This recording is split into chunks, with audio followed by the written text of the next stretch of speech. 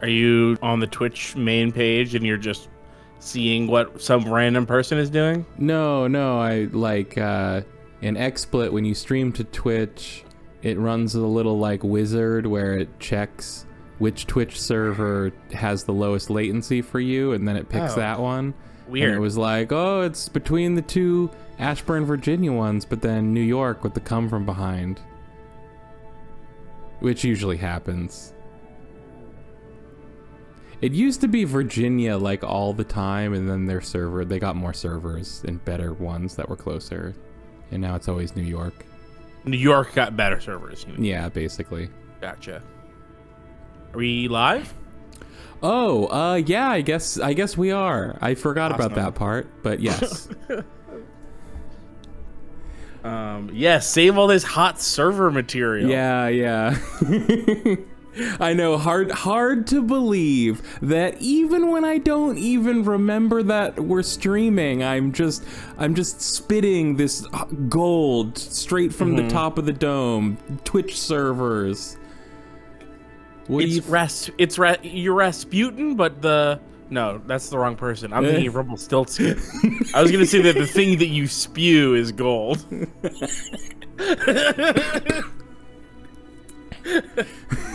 Rumpelstiltskin's like, hey man, if you're gonna spew into this. And it's a Libsyn.com account. Wow. All right. I mean, can you go to the Twitch and listen to our voices? Yeah, I'm there. I'm hearing you. Great. Are on the meters. That sounds great. We look pretty even. Yep, that sounds great. Here we are. We're playing Kerbal Space Program, one of Keith's favorite games. This is a game that I play a couple times a year, and I will just sink 30 hours a week for 3 weeks, and then give it a rest for 6 months. So yeah, when you said a couple times a year, I was like, oh no, I thought you play way more than that. But you didn't mean a couple sittings a year. You meant yeah. I will go through a couple semesters. Absolutely manic Kerbal Fest. Nice. Where I just become totally consumed with whatever the next sort of space goal. It's the only game I've ever really done this with, where I will do the sort of normal. Well, I guess no, it's not normal because I will do it for 12 hours a day, multiple days in a row. There's not many games that I come back to regularly, which I consider a sort of healthy game behavior, but this is one of them. You consider it healthy to go back to a game. Right, but not exactly the way that I do it. I've taken something that I consider healthy and put a sort of manic twist on it. I thought you were saying Kerbal. Your time with Kerbal is some of the only healthy gaming you do. Most of the time, you're fucking destroying yourself on. Yeah, I don't know what are you doing. It's just something that I consider normal. Healthy human behavior to revisit things that you like, which is just not something I do very often. And that's because you're not healthy or normal, and I think we know that. Right. But you're not the only person with an unhealthy addiction to Kerbal, because people are nuts about this game. It's sold a bajillion copies. When I loaded up the game just now, I got the latest update that says we are excited to bring you the 10th anniversary update of Kerbal Space Program. And I have been playing since pre-launch of this game. This was a early access game. Kerbal is one of the progenitors of early access, and I was a part of that early access. Let's see. Every V blank frame limit. Looks good. Hit apply. Hit accept. Wait, nope, I fucked up. We want some kind of full screen. We can get it full. So I'm not technically participating yet because I'm posting about the stream, not just. Oh yeah, and I haven't even given you a screen share, so I should probably do that. Oh, and so I have played a few hours of Kerbal here and there, and I like it quite a bit, but I've just never I never stuck with it enough. It's not showing up on my screen share thing. I never stuck with Kerbal enough to get into orbit. I've always come crashing back down to the curb Earth. Wow, can't believe it.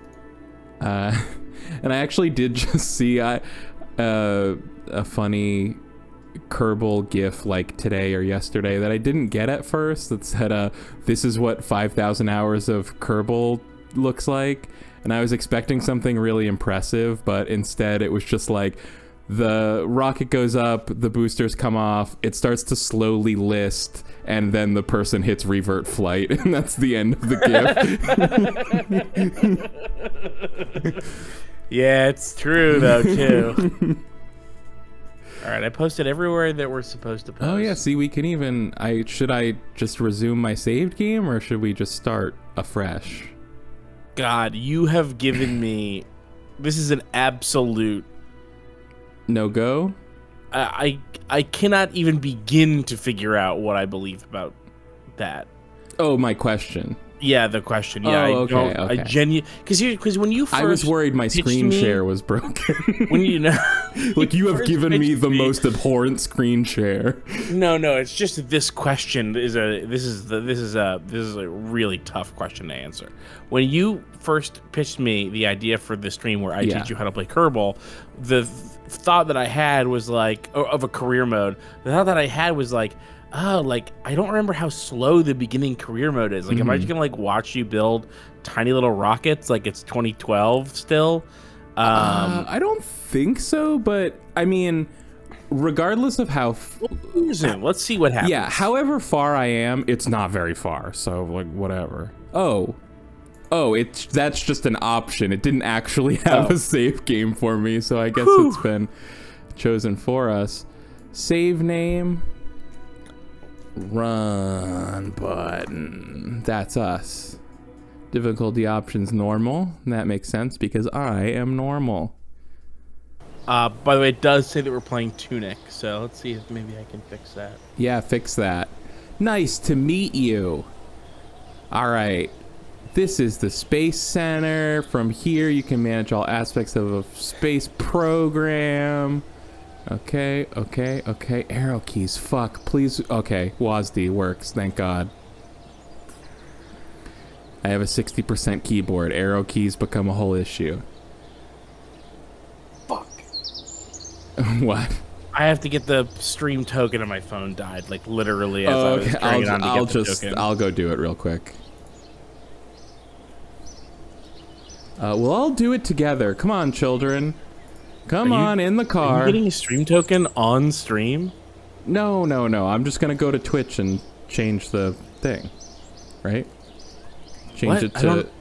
I thought you were just trying to update Twitch to say we're playing Kerbal. Oh, okay, sure. Well, then, but now you need the token. Oh, fuck off. Yeah, that's what I said. I hate this.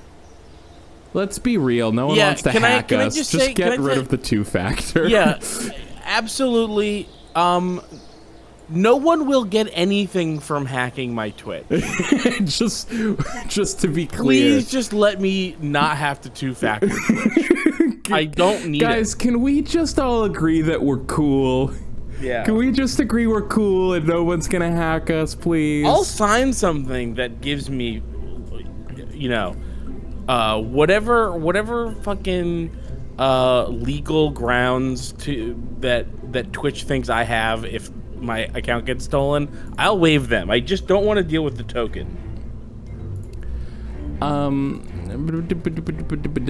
Yeah, tokens. Oof, tokens. So, anywho, I thought we were here inside the... Okay. I got it. Should I be able to move the camera inside the spaceship building yeah, thing? you can use your wheel and your right mouse button to... It does not appear that I can. This is a problem. Click in the wheel? No. Oh, it's okay. I know what it is. Sorry. What? Put that command pod there. Boom. That's your command pod. Yeah. It doesn't like when you don't have a command pod. So it goes like, you don't have a command pod. What do you think you're trying to look at right now? Modular girt. Oh, wow, we really don't have a lot of things. No. But that's fine. That's fine, because we're here. We're not here to build the biggest rocket of all time. We're here to do science, people. It's what it's all for. I'm building my first ever satellite, or not satellite. I'm building my first ever space station right now. We're here to further the race, the Kerbal race, the one true race. Where are my fuel tank? Okay, that's okay. I really don't have anything. This is like the very first thing. What is the mission they gave you? They were just attach a thing to a thing and go. I literally didn't pay attention, but it couldn't be anything more than just do this because it's all I can do. Can I give you your first tip? Yeah. It's the symmetry thing, in right? the bottom left corner, you'll see a dot next to you. That is, click the dot. Yes. That will give you. There you go. How do I get rid of this thing now? You just click it and drag it off to the side there. Yeah, just click. You can just click on any of the empty gray spots. Now, bam. Yeah. How's that now? I recommend 3 instead of 4. Okay. All right. Well, what if? But my next plan was, if I can find it. What the? Okay. I was gonna do 2. Oh wait, what? Why is this 4 now? It's 4 until you tell it. You can right click to make it go down. I thought I already had it. So I was gonna do like 2.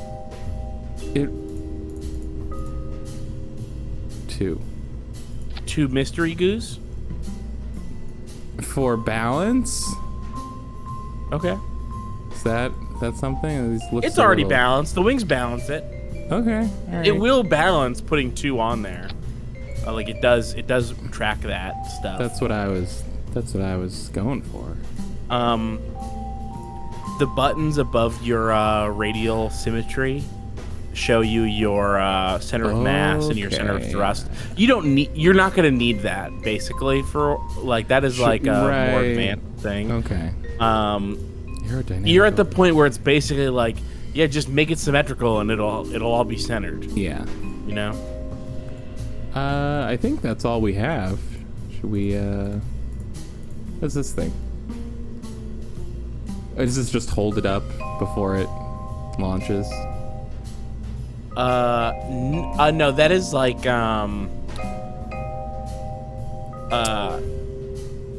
connector piece. You do get something like that, but that is just like a structural piece. Like I've got like a weird car that uses those to put the attach wheels to. Now, how do I separate the see the plus button there? You can add a stage. And I want it like that, right? Other way, actually. It goes from the bottom up. That's very silly. You can drag. You can do the orange to like move whole stages.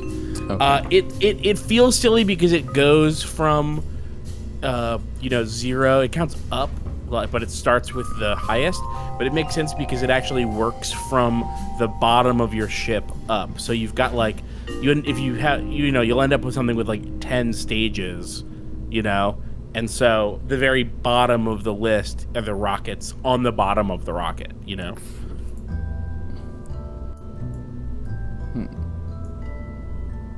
Feel me?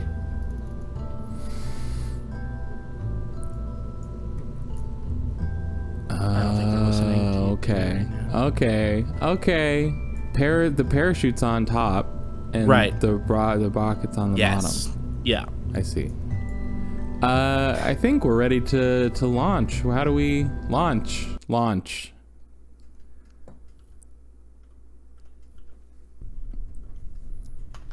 A journey of 1,000 miles begins with a single blast exploded off. right away. How did that happen? No, I didn't. Oh, you didn't? This is it's the launch pad. It's the launch pad. This is where we launch My from. launch pad doesn't look like that anymore. So, remind me what I do. You engage the next stage with spacebar. Okay. So I'm gonna do that. Wow. Yeah. Here I go.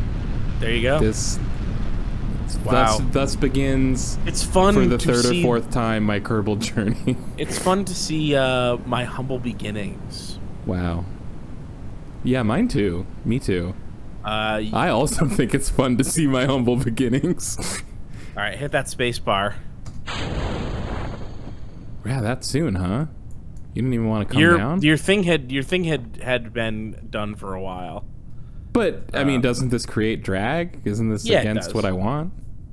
You're just like fucking your stupid baby space flight doesn't mean anything. You're not even going to space. Just get it over with.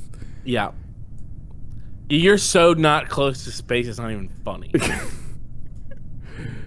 It's gonna take forever to come down now. Go top left corner. Yeah, there you go. Oh, okay. Yeah.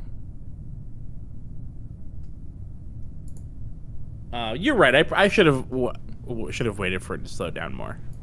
That was cruel of me. Yeah, that was uncaring. Yeah. But you know, I should have known that this silly little moment meant something to you. Yeah, no, but that's fine because that's your emotional journey for this thing we're doing together. This is like the first scene in the movie where the crotchety old veteran is like, "Hey, these new kids, what are you so impressed with? They didn't even break the atmosphere, you little piece of shit." Now, when is it gonna open? It'll open up. There we go. Okay. It still feels okay. It's slowed. Yeah.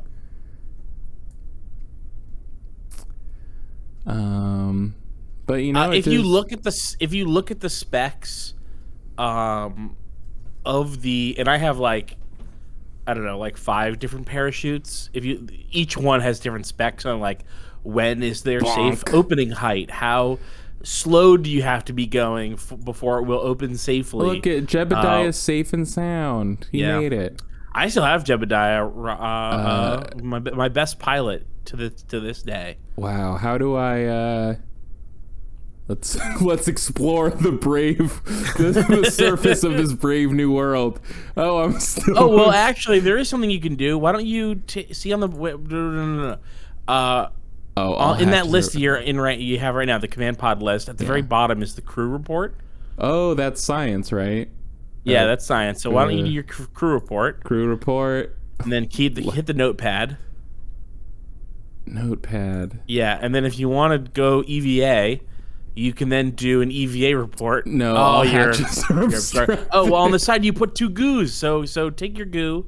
Oh, and I can right-click, observe goo. Okay. There you go. That's more science it's right been there. observed. Keep the experiment. And then now you can go to your tracking station. Hit escape. Maybe. By the way, someone in the chat, if there's a better, it used to just, when you stopped moving, the flight used to just say like, "Hey, by the way, your flight's over." I don't know why it doesn't do that anymore, but press escape. And then go to the tracking station. This is what I do now. Tracking station. Yeah. This is a tracking station facility. In here, you can view all of the solar system as well as the current positions and trajectories of all ongoing missions. This is like my operational map. Yeah. And then you can click on Untitled Spacecraft and recover. Feel free to, continue taking a look at the solar system if you want, though. Untitled Spacecraft. That's going to be the sequel to Untitled Goose Game, right? Yeah, Untitled Spacecraft. You go around as an untitled spacecraft, grabbing people's purses and honking. Where the fuck is my thing? Oh, it's bottom left. It's like that will be a list populated with all your tracked objects, and then on the bottom you can. Okay, it wasn't really on the map. And this is all my science I did.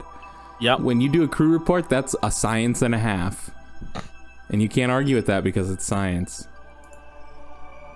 I think that they will give you more or less science based on how valuable what you did seems. 1 XP gained. Great job, Jebediah. We love you. Great question from GamerGirl614. Are Kerbals... It's the fakest screen name. This is the fucking FBI agent. Don't talk to them. Are Kerbals on post-human Earth or pre-human Earth? No, they are not on Earth. They are on Kerman. Total misunderstanding. It's a much smaller planet. What's a human? Exactly. This is the Kerbal space program. Yeah, there's Kerman. We are Kerbals and we live on Kerman. There's the Mun. There is no other kind of thing. Now, and I know that there's an umlaut over the U in Mun, so it should be Moon, but Keith is so committed to it being Mun that I feel like going along with it. It's Mun. So what do now? The interface for this whole game is the most confusing part of it. Yeah, okay, so top they didn't right, have time in the 10 years to button, fix basically. any of that shit. Leave facility. Is this what I'm looking for? Yep. Oh, okay. Each one of these places is a different facility. Oh my god, the whole island, the whole ground just came up out of the ocean. Yeah. Okay. And let's look at R&D and see. Okay, you've got some parts already that you can get. I think you can probably get both of those. Oh yes. Research it. And that's too much anyways. Okay. What does this one do? Oh, okay, so I've got these new parts. Looks like some science-y stuff. Decoupler. That's gonna be your best friend. Fuel tanks, nice. Swivel liquid fuel jet. Yeah, liquid fuel jets rule. Okay. My big thing will be to learn how to make proper use of the liquid fuel jets. Oh, God, I think the solid fuel boosters are really appealing to new players. They're really appealing to me for a long time, but figuring out how to make good use of your liquid fuel jets is going to be extremely important. I didn't realize there was room for personal preference here. I just thought like one would end up being better than the other. Okay, so that's really what it is that liquid fuel jets are so much better than solid fuel boosters, which do have a place.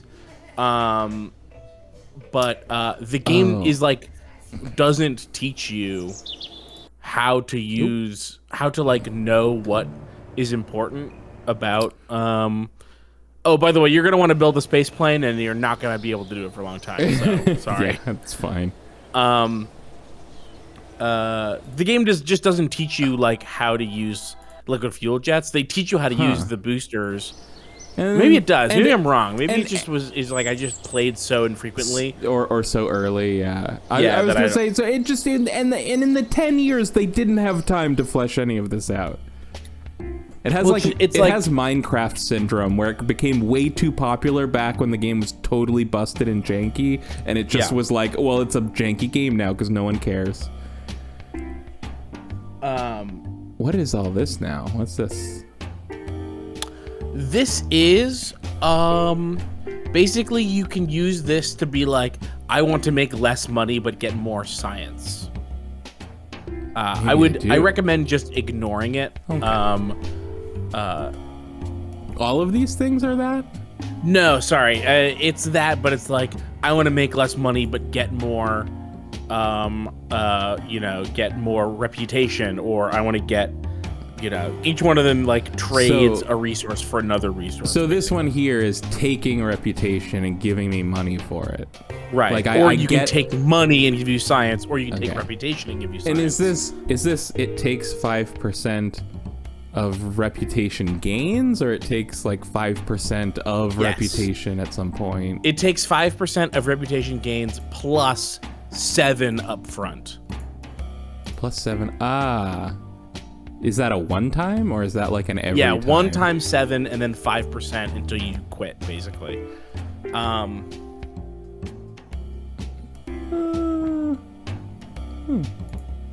Appreciation campaign. I think trading reputation or money for science is like a pretty decent move at the very beginning. But you also like don't have enough reputation or money to even do that. Yeah, I can come back to that when I have like a clearer idea of what I want to do. Parachute.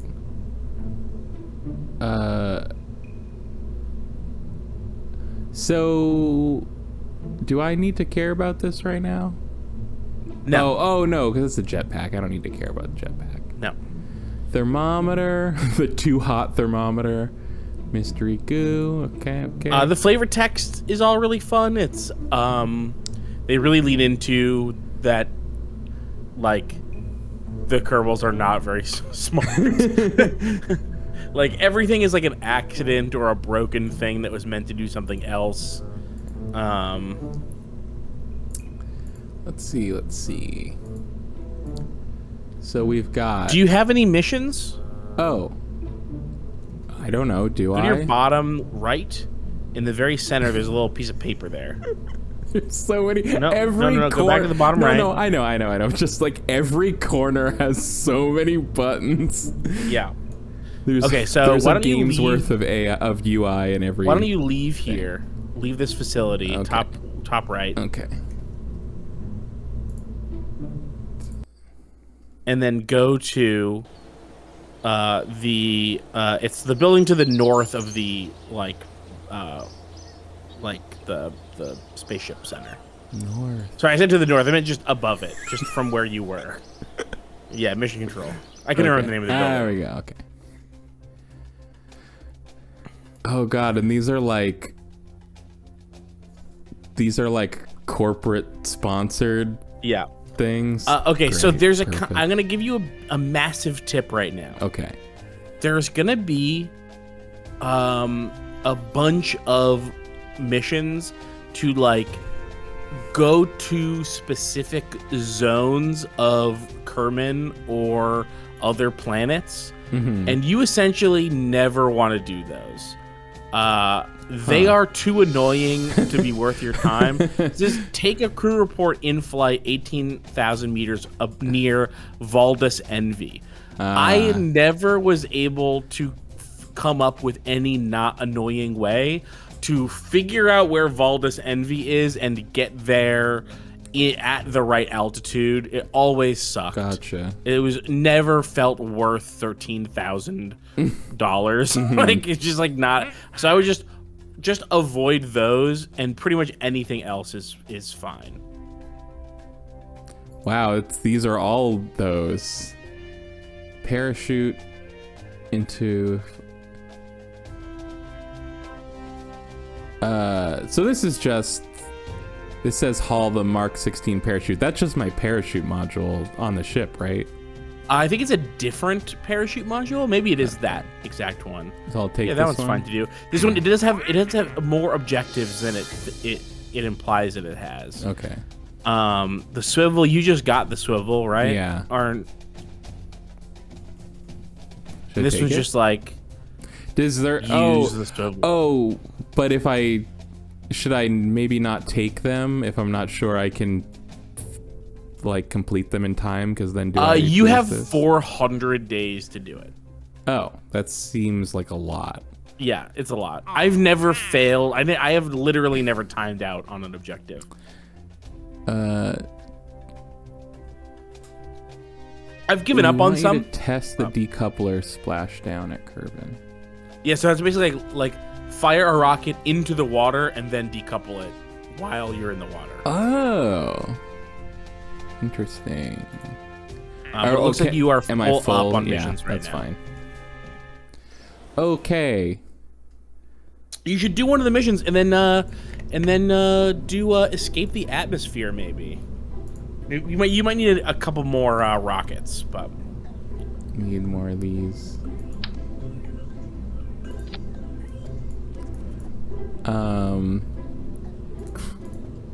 Please feel free to offer any design input. Okay. I'm gonna go. What is your goal right now? My goal.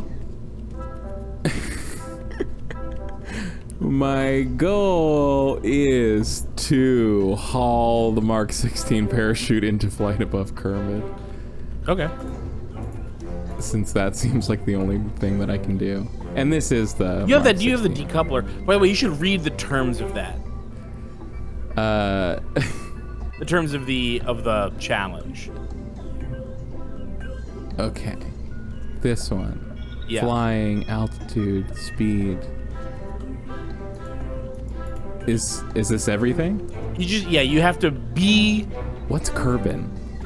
the planet you're on. Okay, not That Kermit. you were born on and that you've lived your whole life. Yes. Oh, come on. Oh, like you would know. What planet is this that we're on that you lived your whole life on? You don't fucking know. Asshole. Kerbin.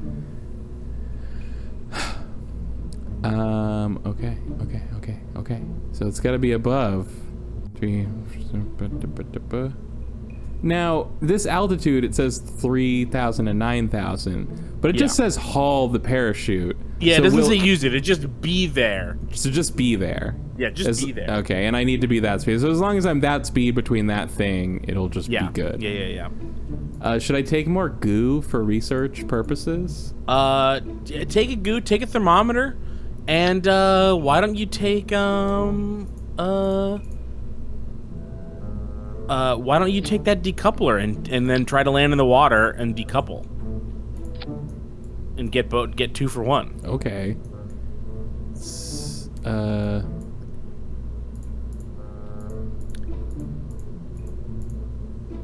Now, is there any way to like shimmy it in, or do I have to take it to put it to the left, just like drop it there, and then you take the booster off and then just put it in, cool. like that. Sweet.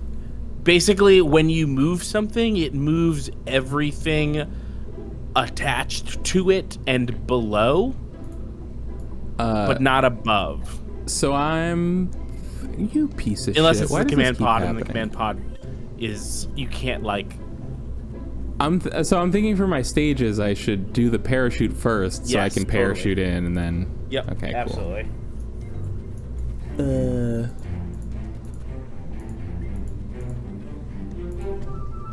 What about a communicatron? That's for like sending science back from space. From space, okay.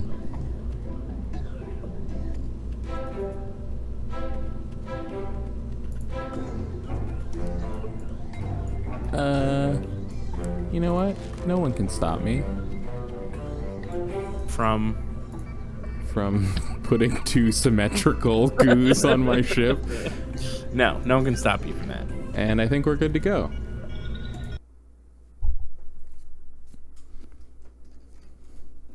Do you use like a gamepad for launches? Nah, I probably should. I've always thought about it. I actually don't even know if the support is good, but you just end up like you just want to gently move to the left. You just end up tapping a bunch, Right.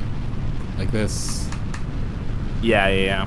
Hey, why don't you click on your missions on the side, and you'll get check marks if it when each one. Oh, it's on the right side. Yeah, there. If you just click on it, left mouse button, middle one, and there you go. You were too fast. Oh no. Yeah, you're too fast by a lot. Oh. So you know what you should do? First of all, hold D to go this way. to go to splash down into the water. So at least you can get the decoupler, Yeah. or you can just revert flight. Hey, you'll pop your revert flight cherry, and just go back to the building. Like get it on the way down kind of thing. Oh god, oh no. What do I do, Keith? What do I do? What do I do? Nothing. You just have to wait for it to come back down. If you're gonna come back down, even you might escape. No. I've never escaped with much more than that. No, you're not gonna escape. But is there... I guess there's no way to, like, straighten out, really. No, there's not. You have no fuel left. There we go. It's a little better. Oh, you just wanted to stop spinning. Yeah. Well, I will assuage your fears. Jebediah Kerman likes spinning. Oh, good. Yeah. All right, let's hold Q. Let's get him excited. Oh, You're good. You're like way good. There we go. Hold Q to get him excited? What does that do? Yeah. Why does do anything? Why does holding Q? Did it do anything? I don't think so. I'm also gonna miss the water, I think. Yeah. How is that possible? You don't have movement control over the ship when you're fast forwarding. Hold Q though. Why? Oh my God! Stop it! Look, he loves it. No, he freaking loves it. No! It's not good for him. It's not good for his poor little peanut brain in there. He freaking loves it. He's fucking sick. An idiot.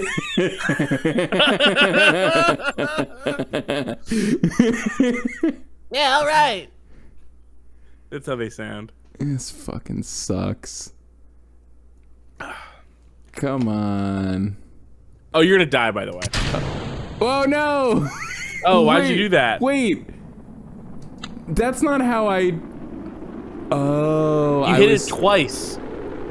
No, I didn't. You must have hit it twice. You must have. Couldn't it have... Did my parachute burn up, maybe? You should hit escape now. Are you sure? Yes, I'm sure. Yes. Revert to vehicle assembly? What? You think there's problems with my design? Yeah, you can't hit the speed you need because you've got that solid fuel booster that puts you were literally 5 times above the maximum. Literally 5 times above. That's what you sound like. Okay.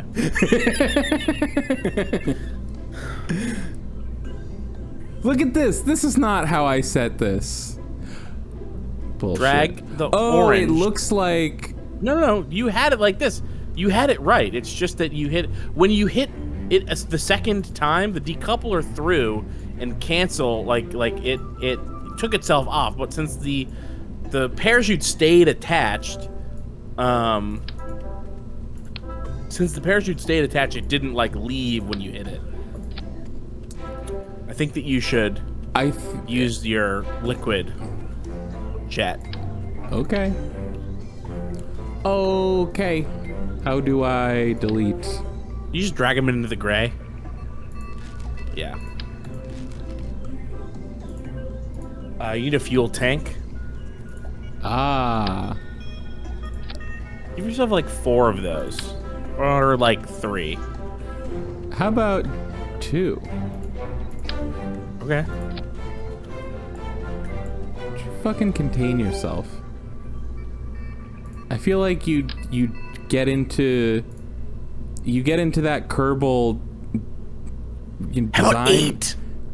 You get into that Kerbal design room, you become a fucking maniac. Yeah, you want me to put... Oh, that's not... What?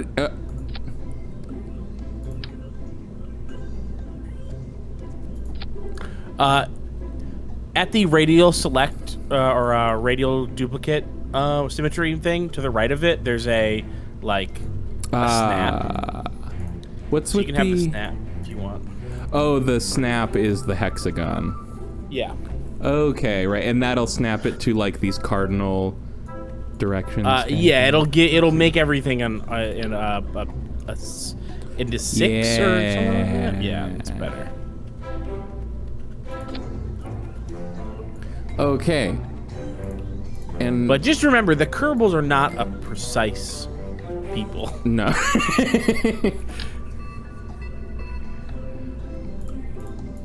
There is a keyboard shortcut for that. I literally don't remember what it is. Maybe it's R or T. For what? increasing and decreasing your radial symmetry. Whoa, it does this square. What the fuck does that mean? Oh, maybe mirror. it pauses a mirror. Okay. Radial versus mirror. Well, you don't want a mirror. Right. Oh, okay. Wow. All right. That's for planes.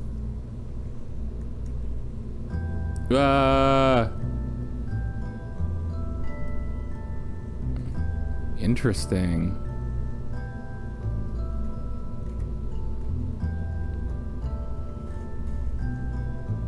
Okay. We need science. Slayer in the chat says that you don't have the mission for the decoupler. You meant to get it, but you were out. So you have good. The other mission is for the solid fuel booster, which is, I think it was just use the solid fuel booster. Oh no, it was use the liquid fuel booster. That's what I meant. Yeah, sorry, that's what I meant. So we're good. I guess we don't just like have it at the launch site. So yeah, so I guess I'll leave the decoupler at the top because we don't need it. Yeah, and also that's where it would be if you did have it anyway. Shut up. Okay, so when you still don't have anything in those, in what? In anything. Any of these things. Just in these categories. Yeah, you didn't get anything. I thought you were gonna say like there's no fuel in your fuel tanks. I'm like, how does that work? The liquid fuel it does is that you can set the intake, so you can be lower. You can be at 0 or full throttle or anywhere in between. Control and shift slides that throttle. At your nav ball. Nav center ball. To the left is the throttle. Throttle. And then Z puts you to 100%, and X cuts you to 0%. So those are your main controls, really. Is control, shift, Z, and X. And okay, interesting. And then just. For me, why don't you hit that SAS button next to surface 0.0 meters per second? What's that? Stability assist? Yeah. So there are 3 classes of Kerbal astronauts, and Jeb is a pilot, and as pilots level up, they increase their SAS abilities, which basically is an autopilot for you. And the first thing that you get is stability assist, which means that wherever the aim marker is on the nav ball, Jebediah will try to keep it at that spot and not let it fall out of control. Like the listing that you saw in the SAS will try to keep it from listing as much as it can. Are we ready to go? Yeah. Why don't you? Yeah. If you see what height you have to be at in speed, it's between 3,000 and 9,500, or is it just 9,000? What throttle should I? It's between 3 and 9. I would start at max just to keep you. You want some thrust to keep you stable, and then you can start slowing down once you've got some acceleration. All right, great. Yeah, why don't you knock it down just like a little bit? Yeah, there you go. I think you're well on track to not exceed. I would knock it down some more. Where's my speed? Maybe all meters per second, right to the left of where you're sitting. Yeah, there. What? No, down, straight. Yeah, right there. That's your speed. Wait, that's. You were a little fast, but I think you can hit on the way down. Yeah. Oh man, brutal. Yeah. Look at this. You were very close. You've got it. I think you got it on the way down. They're always trying to keep us down, us Kerbal pilots. Yeah. I feel a real kinship with Jeb. A sentence I've said more than once in my life. So I would be ready to hit that shift if you see your speed going too high, so that you can do a controlled descent to hit that thing. So yeah, I would hit that shift button just a little bit. Yeah, there you go. That's perfect. Oh, did I just you're run out of fuel. Yeah, okay. Well, maybe now hit your space bar.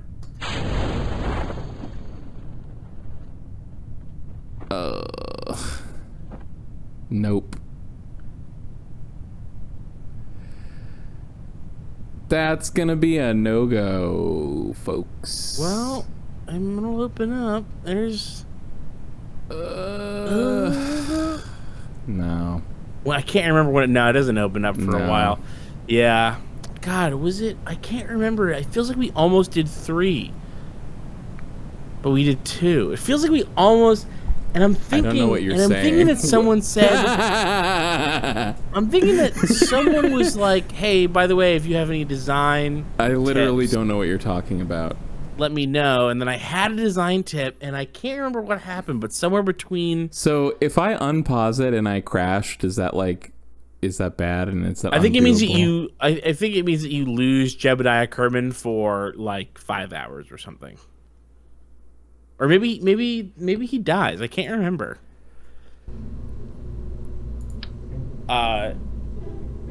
It is true that you didn't need 3 to do that. You just needed to be more careful on your ascent to not be going so fast. But on the way down, you would have gotten it. Okay. So this is another thing. You see the blue on the bottom in the representation of your thruster in the staging list. There's a blue number. It says like 10 it says 1048 meters per second. That is what's called your delta V, and that is like the miles per gallon of rocket ships. It basically tells you how much acceleration your thing can do. Which means that like this thing can accelerate you 1,048 meters temperatures up to 9,000 degrees. What can? This baby can take temperatures up to 9,000 degrees. And they can take you 1,048 meters per second. And so that's going to be very important for like judging if you have enough fuel to do something or not. No shroud. Fuck the shroud. Fuck the shroud. Oops. When you're trying to get into orbit, like... Wow, we have different versions of all these. Sorry, what were you saying? When you're trying to get into orbit, we know how much acceleration it takes to put your ship into orbit. So you can tell just by looking at that delta V number, do I have enough fuel to get me into space? Right.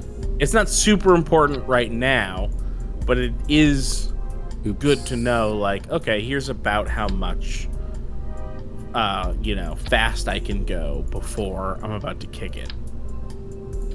And I'm always about to kick it. So for me, that's extra important to know.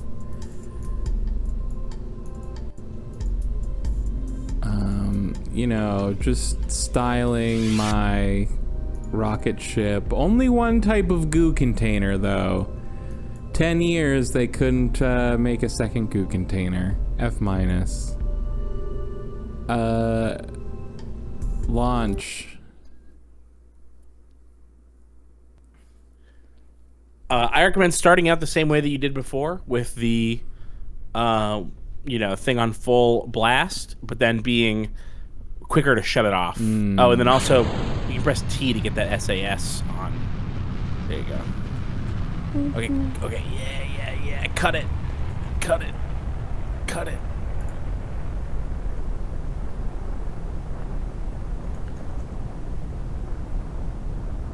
You just forgot to cut it. Hey, no, I didn't. Okay. I didn't forget shit. What's up? There you go. All right. It's parachute time. This guy's loving it.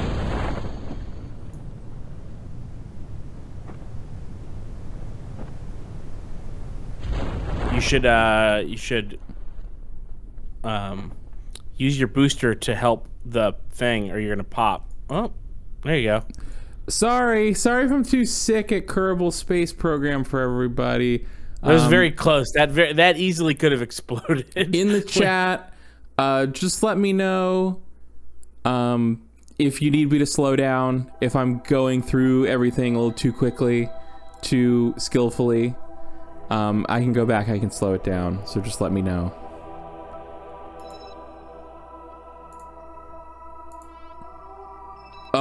You went so fast that you even forgot to do any of your science, by the way. Yeah, I already knew that right before you said it. Okay, nice. So, why don't you get a couple more missions from the mission control? You'd love that. Fucking loser. Let's test the thumper, right? Sure.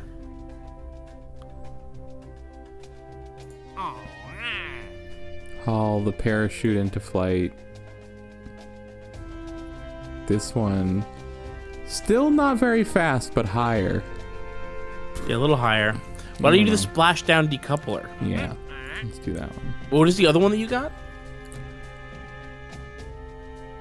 Well, I would have remembered if you'd asked me a second ago. Sorry. It tells you in the active tab above where you... Yeah, right there. Oh, the thumper. Oh, the thumper, right. Yeah. Okay. Let's do it.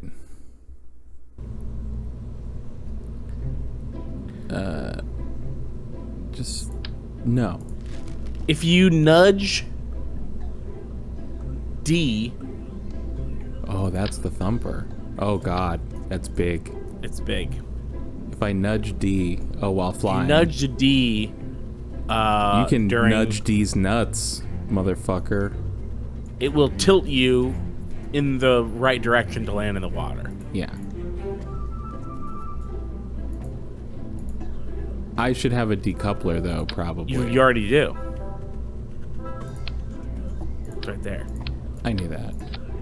Yeah, I'm gonna do it like this.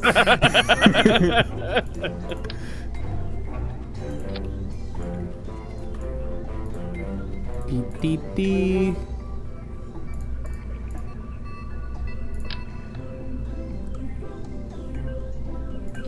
How impressed are you that my four-way symmetry for the fins is working out so well? Are you blown away? Are you going to be taking this into your own Kerbal sessions? No, I still recommend 3. Why? It's less weight, and also I feel like sometimes 4, because it's pretty like weird the way it calculates stability, and I find that a lot of times with 4, especially with a really fast ship or with one that is or with really like intense fins, 4 makes you too stable, like, and it's hard to turn. Like when you actually want to get some distance instead of just height, you end up like not being able to turn the way that you need to turn. Sounds bad. Yeah, it's fucking bad. It's so bad. So this annoying thing that you keep running into, where you hit 2 and then you go, and it's like, you mean 4? Essentially, what's happening is you're moving your mouse over the fins. And it's like, oh, you want to put it on this fin. Gotcha. So we know that the fins are 4, and so we're gonna do 4 for you automatically. Gotcha. It's like an autocorrect thing where like you only notice that it's doing it when it fucks up. When you don't want it to happen. Right. Yeah. But then if you were to like not have that, you would be like, oh, why doesn't it just know to be 4 when I'm doing this thing? Oh, what? In the 10 years they've been working on this game, they could never add the thing where if you touch something that already has radial symmetry, it matches the radial symmetry. Get fucked. Get fucked. Okay, I'm gonna bring out my things. Okay. And so it's D no matter where my camera's facing, because D is always like that way. It corresponds to the ship, not so if you were to rotate 180 degrees, then it would be A. But not the camera. I'm just gonna observe the goo right here. Wait. Observe one of the goos here and one of them at the height of your thing. Okay, so I'm gonna go. Okay. Let's go.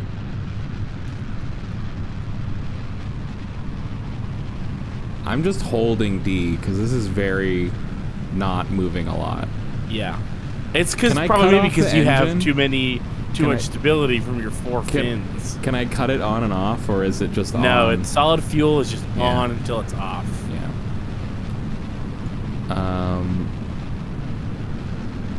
Thumper. We're getting very hot. Ouch.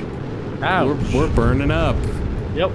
'Cause we're burning up. That sucked. I hated it. But eyes okay. My goo caught on fire. I have no more goo. No, I think you still have your goo. No, I think you maybe lost your temperature thing. Oh, I've observed my goo. You should reset it and look at it when you're over like 75 or 80. Let's log it, baby. Also, what am I doing? Well, I'm gonna land in the water, so that's something. Hey. That is something. Oh, how do I get my arc? Press M. M for arc. M for map. Oh. Look at that, right in the water, huh? Let's scoot along this arc here. You're in space, so once you're in space, you can warp much faster. How do I zoom? Oh, unmap. Is that hey? Yeah. Look, we're all the way up here, huh? Yeah. Hey, look at us. Look at us. Look at us. I hope we can use the parachute. Oh, buddy, we can use the parachute. Should I just like let it out now, or? You can, but it won't work because. I literally went to hit M and was a little too low and hit the space bar, so... Well, it will just automatically do it. Look at this! No, look! What? My parachute and my fuel were on the same stage, so it did... No, they weren't. It did that when you pressed space. Oh. Yeah, you can undo it if you want. It didn't actually deploy. It How basically, what you did was you readied it to deploy Disarm. once it's safe to do so. Oh, okay. You can't disarm it because you're not an engineer. But I do want it to deploy when it's safe to do so. Right, so you don't have to do anything to make that happen. The question is if it will ever be safe to deploy. It may never be. It is not looking like an extreme definite yes.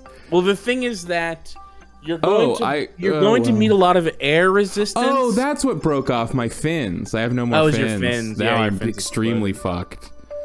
Never mind. I was gonna point myself, but well, you do have your SAS turned off. No point so you now, do that. huh?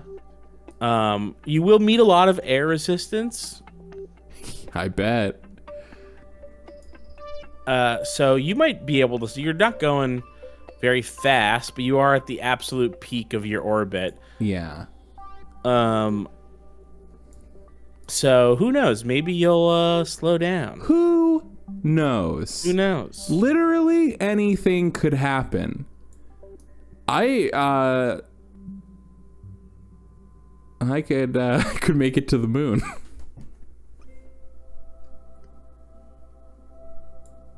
Yeah, we're just gonna scoot along here. Yep, we're going faster, not slower.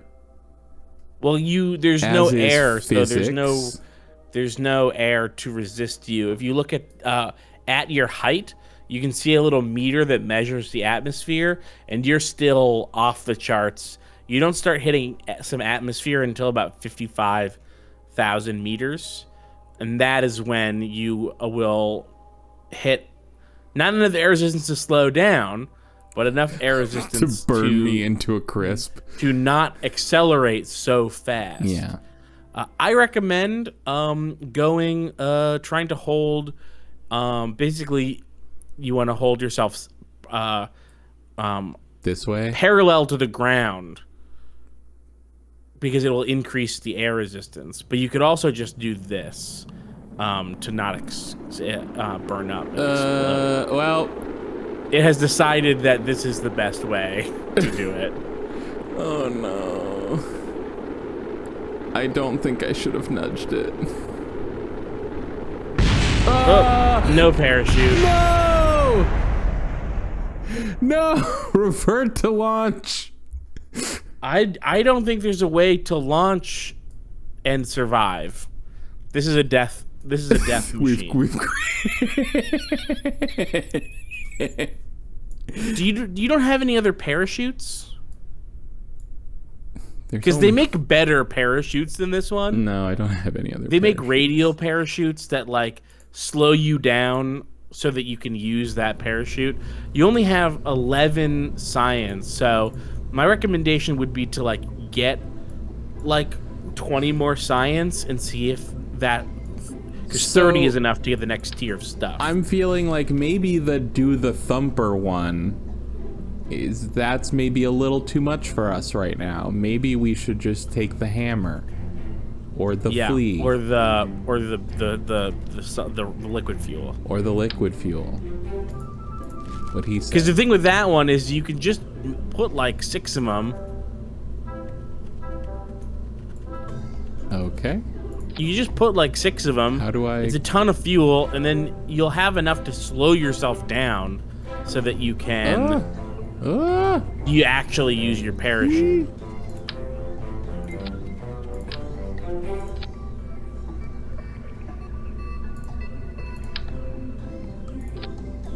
Why don't you do like 1 or 2 more? I'm trying to save money over here. I think budgets grow on trees. You're fine. This is extremely inexpensive. Yeah, maybe to you. I mean, I guess you're just trying to land in the water safely. So yeah, I mean, if you want to save $400, you're gonna do 3 goos. Three goos. One on the path. Yeah. One in the sky. One right. in the water. Do one at the because you never actually got the one at the landing. At the launch pad. So why don't you get one at the launch pad, get one at the height of your arc, and get one in the water. Yeah. And I think. And why don't you log 3 temperatures too?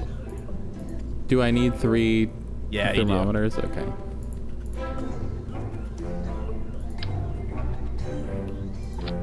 Okie dokie. Let's go. 1 for the record books. I held down the shift key too much. Okay, so I'm gonna blast off, but maybe just a little. Well, okay, yeah. Oh, whoops. Observe. We've observed it. You can restart if you want. Oh yeah, good point. That's Keith's 5,000 hours in Kerbal paying off. He knows all about it. Thank you. And you can also press T to do your stability as well. Yes.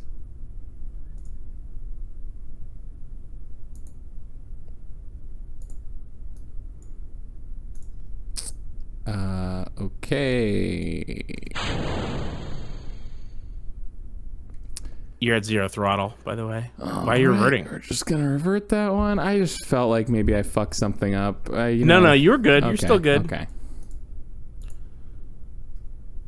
Keep it. Save it. T.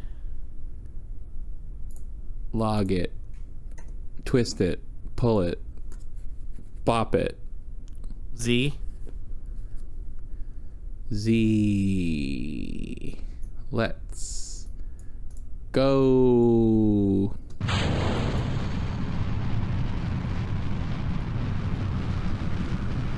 Look at my fucking thing bopping around. We don't need to. Who are we impressing here? Let's not go too high.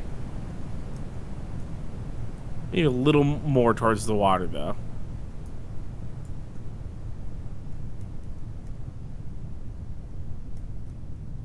You're totally off. Off what? Off the throttle. Yeah. I wasn't sure if you knew. Yeah, well, because, you know. You can't get any closer to the water with no throttle. I'm on an arc. Okay. You'll get there. Look at this fool thinks. You might want to parachute, though. Yeah, I do. And did you get your temperature? Yeah. Asshole. How about a crew report also? Gotta get this science, I don't know how to Kylie. do that. Yeah, there you go. All at the bottom. Yep. Boom. Perfect. This is how you get that science. This is how you get that science. So when this some people play Kerbal. Some people What's play that? Kerbal. Some people play Kerbal. They're making all these great rocket ships with all kinds of boosters and stages. But are they getting that science? Well, having all those so. boosters and stages is proof that they have gotten their science. Nah, I don't think so. I mean, they're just uncreative. Wait. Make sure that you're not going too fast into the water. Okay. How would I have made sure? Oh, because I have You were just on 4 times no! speed. Yeah, it all blew up, fell into the water. Dude! I've told you about this before. All right. No, it's fine. You can't just be on 4 times speed going it. The physics are really bizarre and I was wonky. on 1 time speed.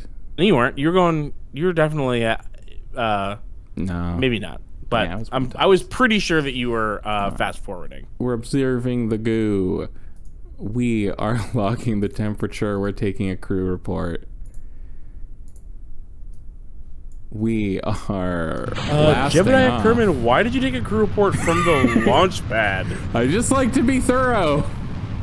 You know you can I only like take to get one. I always like to do all my homework early so I get to relax, watch TV all night. This is a much better arc for landing in the water, too. Oh, yeah, because it's more like horizontal. Yeah. I think we're probably good. Yeah. So, what I've been trying to say, you get close to the... I'm not listening! Why? No, what were you saying?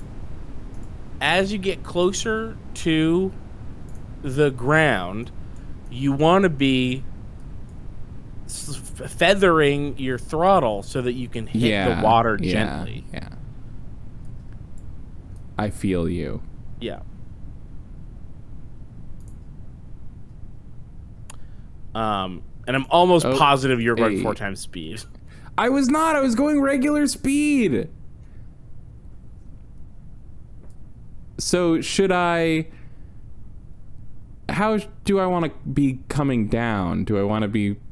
The parachute will basically force you to be nose up. Okay. Yeah, because right. it And I shoots from should the nose. just launch that now, right? And you should, yeah. And you should just let it, because nose up is the best way to land. Mm-hmm. Anyway, so. And do I need to use the shift button for the throttle? Like to... Yeah, just to feather it. You want to be going less than 10 meters per second when you hit the ground. Okay.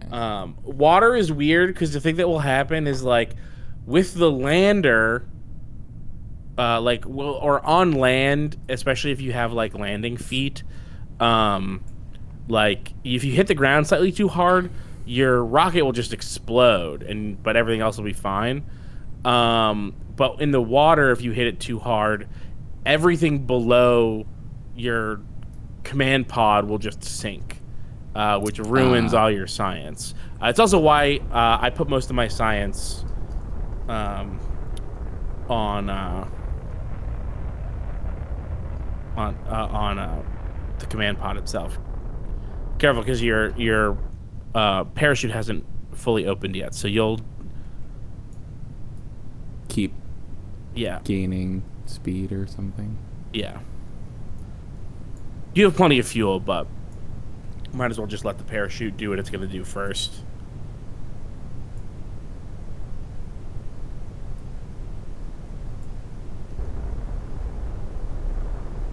Rebel.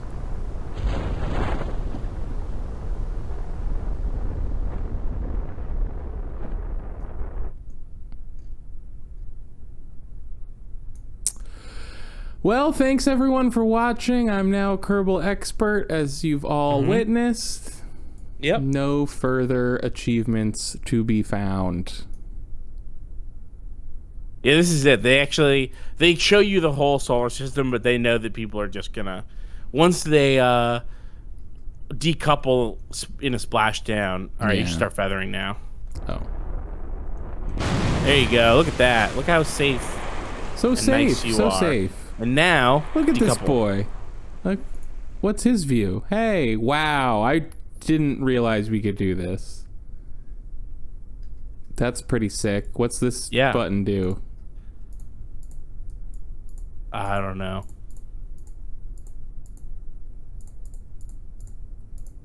Okay. Anyways. Okay, good. How do I get out of this view? C? Sick. Oh, you decoupled before you did your last bit of science. But that's okay. That's okay. We're fine here. Yay! What a... Escape. Tracking station. There's no just like recover button? I don't know. They used to, when you crashed and it was like, oh no, you fucking crashed. Like, do you want to reload or what or whatever? It used to. Oh no. What's wrong? So I didn't get any of the goo science because it got left in the detached part. That's a bummer. So I would have needed to take an antenna and transmit it, right? Yeah, or just don't decouple it. Well, but yeah, I had to do the decoupling for the thingy thing. Yeah. You can just do that exact same thing, but without the decoupler. XP gain. Yeah, because it's like, he's like, I've already done a suborbital flight. Every flight is a big deal here at Kerbal Space Program. Kerbal's good at keeping track of like the kinds of things you've already done. So like, if you observe goo on the landing pad, like once, MLB statistics, but you'll for get Kerbal, you'll get a bunch of science, and then if you do it again, you'll get like a lot less science, and then eventually you're just like, or pretty quickly, you just don't get any science for observing goo in the same ways that you've observed goo before. Right.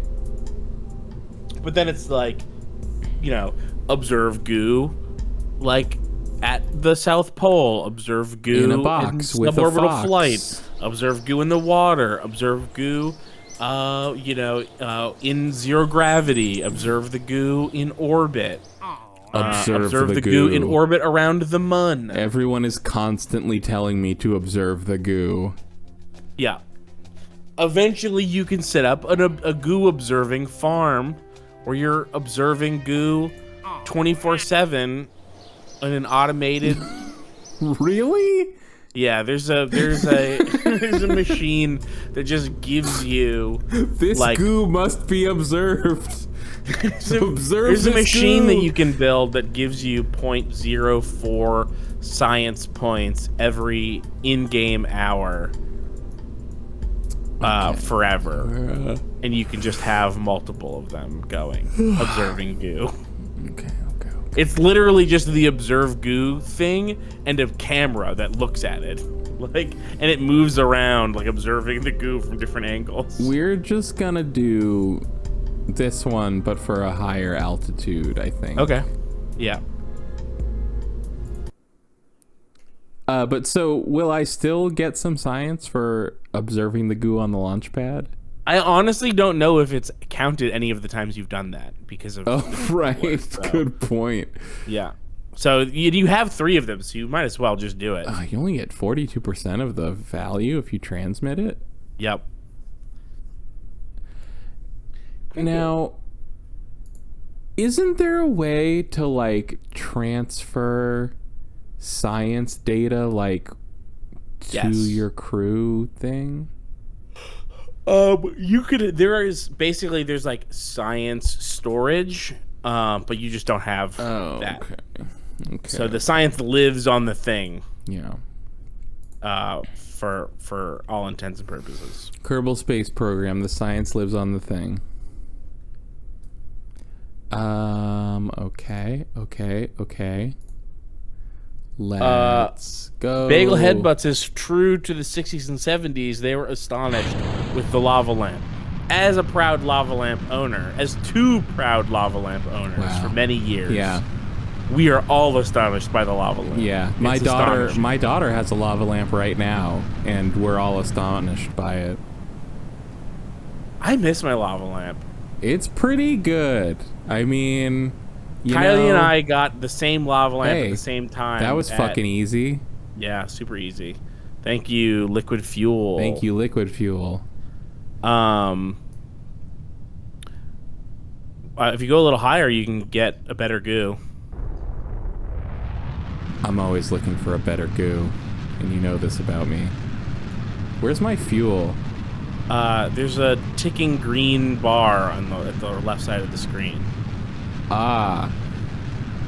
All right, that's probably good. You want enough to slow yourself down for the landing. Okay. Hit your SAS too, so that you can not tip. Oh.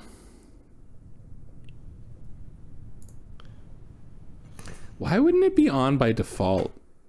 Doesn't that seem... because it uses resources sometimes, depending on what's going on. Oh. What's wrong? What'd you do? The fucking space bar. Well, it's fine. It'll just launch when it's ready. Why don't you get that goo now? Now that you're in low or high suborbital. Yeah. You're not gonna get much higher. No, I'm not. I guess not. Observe it.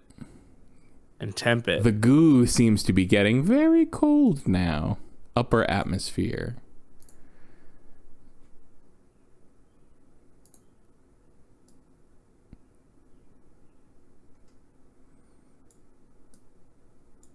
Cricket, are you trying to escape out of here? Cricket has been in my office all the time now. And we shut the door because the rest of the apartment has central air. And so, but the apartment's too big for the central air thing to work when my office door is open. And she keeps just being hey, just so you know, I've been in here for hours and I'm ready to come out now. Why is it what does this mean? What does what mean? Why the SAS turned into an Uno reverse? Oh, that is it saying hey, I'm working. I'm actively trying to SAS. Okay, gotcha.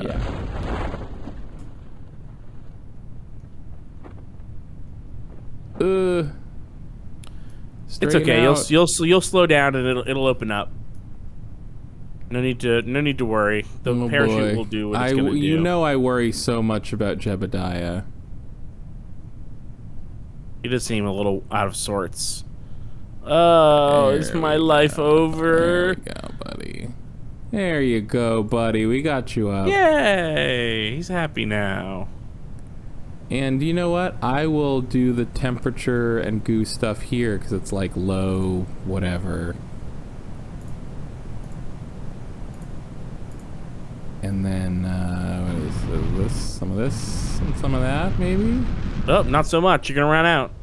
I'm not gonna run out. You wanna use the shift for that. I'm not gonna run out, man. You are gonna run out, and you also don't need to. You don't fucking know me. I do. Get out of here, Sticky Keys, you piece of shit. It's like push cut it. No, fuck. Jesus, see, now you got no fuel. All the buttons are so close. But it worked out. We're fine. Right? Okay. We're okay. I mean, yeah, you're on land, so you're probably fine. But you don't want that goo to explode. No, I don't want the goo to explode, and I acknowledge that.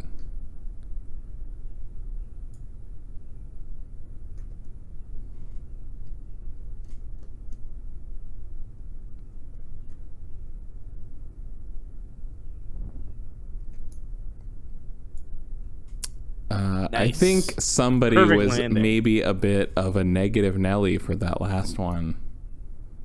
Well, here's the thing. You get if you're a little heavier, the And I am parachute a little heavier. And what's your problem with that? The parachute works worse. So you'll be going faster. You're like right on the edge.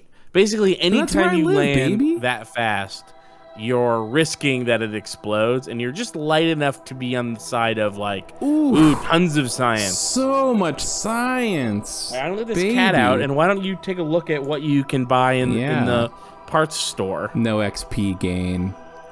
Suck my Kerbal. Okay.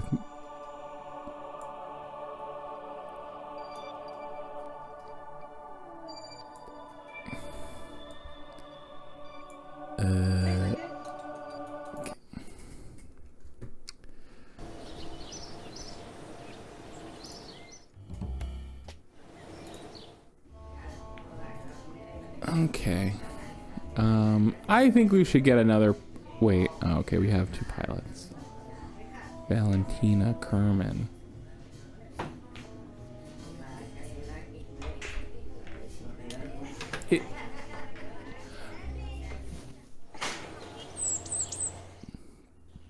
Okay, I'm back. Stability, general rocketry, survivability, please. Please and thank you. You didn't even look what was in there. Fucking heat shield and whatever. You know, I played this game. Heat shield, that's what we want. Who doesn't want a heat shield? Keith tells me to go look at my R&D, but it doesn't seem like he really wanted me to, you know? Well, I told you to look at it, and I think what you did was specifically not looking. I thought Keith was going to be so proud of me for getting the survivability first, but...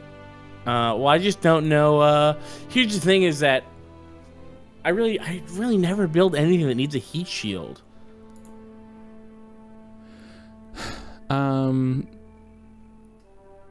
That's fine.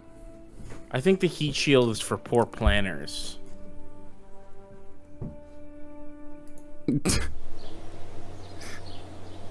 You're like, I'm planning, I'm building into my plan that I have to go so fast that all my stuff might explode.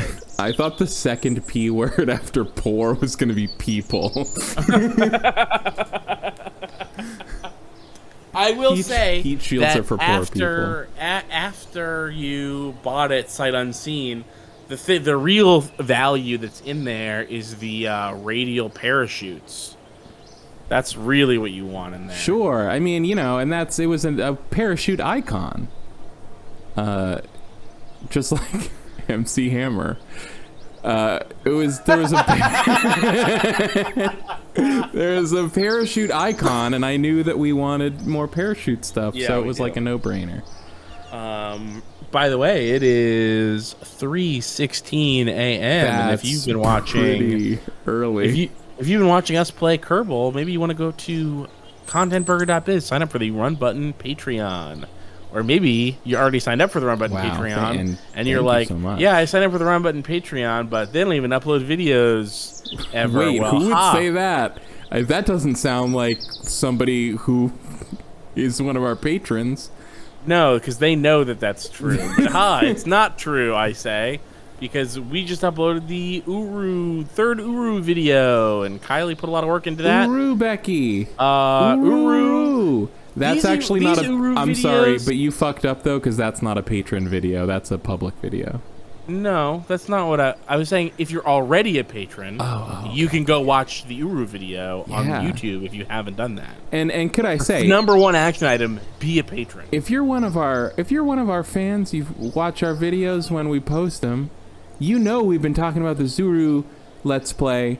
If you're not watching it at this point, you're the fool.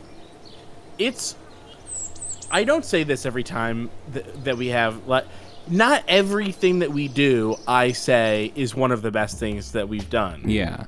It's only when it's true that I say that. For example, Keith has never said that about the Aria of Sorrow Let's Play. Yeah, never once have I said that that's one of the best things that we do. I've said it about Shenmue plenty of times. I've said it occasionally about the Metal Gear series. Sure, yeah. Absolutely Uru. I mean, it's not even my best or my favorite or the most interesting Myst game, but it is definitely the best Myst like watching experience. It's certainly because of the multiplayer aspect, it is by default the wackiest by far. Right. And then on top of that, it's Uru. And because of that, you are you. You are you. And that's really deep. And I think we've had a great time with Kerbal. The episode that just went up is I'm gonna say it's transformative. Wow. Yeah. Wow. It is an all-time. Because Keith transforms from a beloved friend and teammate to a cheating backstabber. Is that the transformation? If they made awards for Let's Plays, and if we lived in a world where we were properly valued for how good our videos are, this would win awards. Listen, if there were Let's Play awards, they'd have to at least consider it for nomination. They couldn't ignore it. All right. I don't, at this point, I don't put anything past them. The Let's Play Consortium. Yeah, the Let's Play Consortium. You can hear more about them on an upcoming Metal Gear Solid 3 video.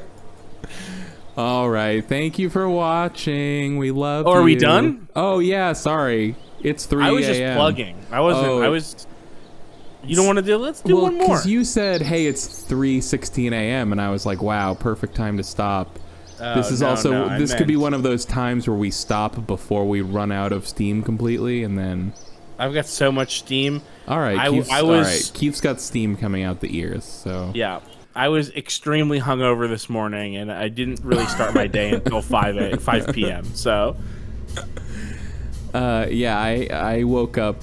That's why I was so tired. Usually I'm raring for a stream at midnight, but I was feeling tired because I had my daughter overnight last night, and so how that always goes is it's great on the night, and then what happens is she goes to sleep at 8:30 and I stay awake for like 9 more hours because I work at night.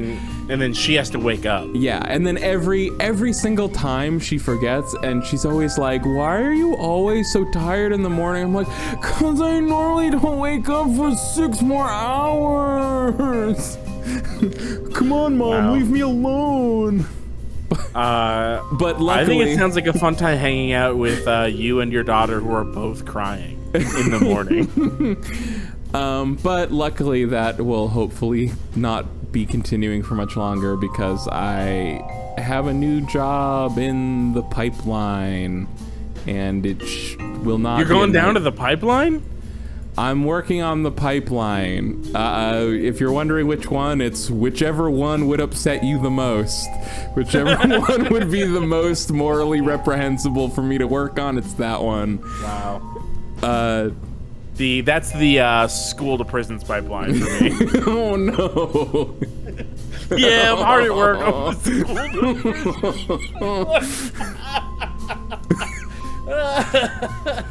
That's what's gonna be the next Kerbal. I was wondering what will be the sequel to Kerbal Space Program be? What will be the next Kerbal program? It'll be Kerbal School to Prison Pipeline Program. What's in your challenges right now? What's in my challenges? We have that thumper one. Do you want to? Okay. Well, we have more parachutes, so we can totally do that. Okay. Why don't you get a second one to do, just in case we are in a situation where we can do two at once? Yeah. I was craving cider this week. Okay. And so I went cider. Yes. Where am I going? Mission Control. You hit every single one. Yeah, there you go. Ooh. I was craving cider. It was nice out. It was sunny. It felt like summer. So I went to the Good Wine store and I got fancy ciders, and I drank a bottle and a half of expensive cider yesterday, and then I woke up with the worst headache I've ever had in my life. Like a 12-ounce bottle? No, like a 750 milliliter bottle. Okay.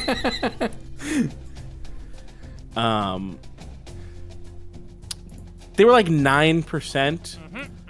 So it was like drinking a bottle of wine, like alcohol wise. But I did it so early in the day that when I woke up with a horrific hangover, I was still really surprised, because I was like, that's so weird. I mostly drank at like 3 p.m. Why am I hungover at 10 a.m.? Let's go with this one, maybe. But it was really good cider, so I only regret the amount that I drank, not that I drank it. I have been hungover remarkably few times in my life. Yeah, me too. Like, literally, I think only one time has my hangover been so bad that I've been like, oh no, I'm hungover. Normally, I'm just like a little groggy. I don't do a lot of drinking. I remember, I think I've told this story before. It's not like it's saying I think I've told this story before, I think already overhypes this story. But I was just having a normal, nice time at my friend's bar, and was like there for, most of the day, and I was drinking different things, and my friend was like, hey, why don't you have a glass of vermouth? And I was like, people just drink, this is years ago, I was like, people just drink vermouth, just like vermouth in a glass? And he was like, yeah, it is only because America's a stupid place that people think of vermouth as just a thing that you add a tiny amount to a martini. I don't even know what vermouth is, so how about that? Vermouth is a fortified wine. So, let's look at my contracts here. I have this thumper one, and I have this heat shield one. I guess these are pretty This wants me to be going very fast, very high up. Oh, well, this thing is great for that. It could happen. Let's get a heat shield on here. The problem isn't the speed or the height. The problem is that the range of speed is really small. That might take some trial and error. Hmm. Anyway, I had this vermouth. It was really good. And then the next day I had maybe my first ever, like, really, truly miserable hangover. Wow. Of which I've only had a few in my life. No, but question here. Yeah. Is this even doable? Like, am I gonna be able to be at this speed at these altitudes with this thing? Like, do you have any ideas for how to do this? Yeah, so I would say the number one... Nothing is really known about this thing. Use it at your own risk. It's a fucking fin. Guys. Guys, it's a fin. That seems like the last description anyone ever wrote for a Kerbal item. They were just like, yeah, we don't know, whatever, who cares, we're done. I would say that a good way to get that speed would be to be going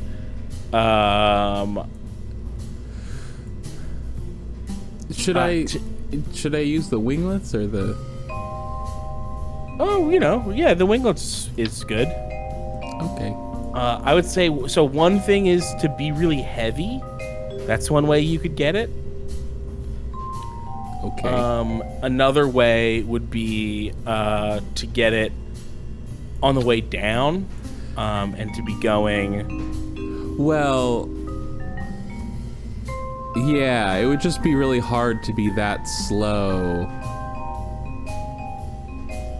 with just the solid fuel, right? Oh, I guess... No, I couldn't take the thumper and the liquid jet. Can I ride the thumper up and then detach it? And then... No, because you have to have the thumper at the spot. Right. And the But if the thumper was carrying you with the solid fuel booster, or sorry, the liquid fuel jet, and a bunch of fuel, then it would be going slow because it would not be able to lift you up that fast. You know what I mean?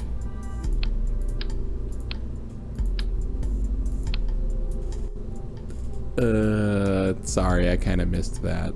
Should I put the heat shield on first? It's just the... yes, yeah.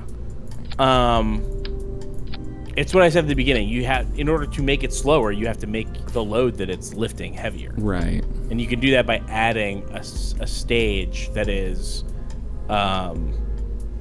like a bunch of fuel and the liquid fuel jet, and then it decouples. So then, instead of just lifting itself in the command pod, it also has to lift an entire other stage of liquid fuel. Right. But where would I put it? Like, what do you mean? Like a pencil? Like you're making a pencil? So take the thumper, put the thumper thumper to the on side, and then between the thumper and the command pod, add 5 things of liquid fuel and the swivel and another decoupler, and then put the thumper back on. But I thought that you were just saying well, that's not a good idea because we need to keep the thumper. Yeah, I think it should still get you. I was thinking maybe we put the liquid on the bottom, and then we can just use that as the main thrust, and the thumper can just ride along until. I don't know that detach the swivel. I don't know that you have liquid fuel with the power to do that right now. The thumper has a lot. If you go to the engines, by the way, I can. Oh, you got a bigger fuel tank, but go to the engines. Hang on. Oh well, that anyways. Oh. And right click on them. Got the Reliant. I guess you don't have. Well, you don't have to. But if you look at the thrust, the Reliant has at sea level 200 thrust, and in a vacuum it has 240 thrust. Look at the swivel. At sea level has 167 thrust, and in a vacuum has 215. And I look at the thumper. It's more. Has 250 thrust, or 300 in a vacuum. So it's a lot more powerful of a thing. I don't think. So I think that you could do it, and it probably would be. Service bay. Service bay is cool. You can. Yeah. Put that. You basically can put your thermometers and goos inside of that, so that they stop exploding by being exposed radially.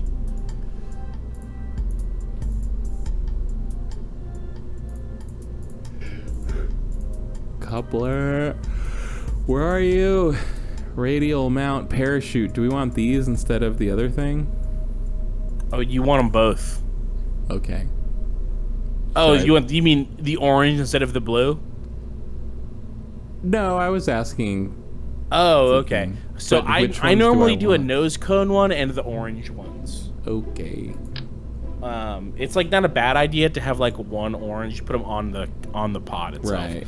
Yeah. I like to do 2 orange ones. It's not a terrible idea to have like 2 orange and a blue, or 1 orange and 1 blue. Why? What's the difference? The orange opens sooner and the blue slows you down more. Huh.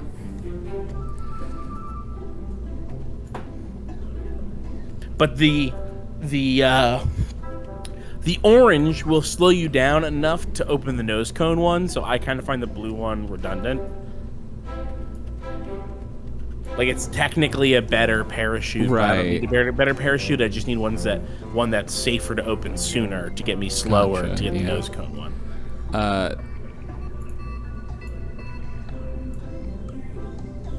So, is this staging looking good? Yeah, it looks good. And now I'm gonna put on another coupler for science. A decoupler even, I'm so sorry.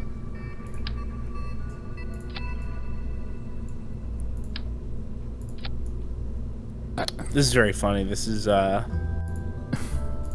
stupid. This is like if you had a puzzle to. This is way not enough fuel, by the way. Really? Yeah. This is like if you had a puzzle that you were meant to solve, like by walking to the store, and your solution was like technically if we put our shoes on our feet we can get there better. I think you meant hands? Yes, shoes on our hands, yes.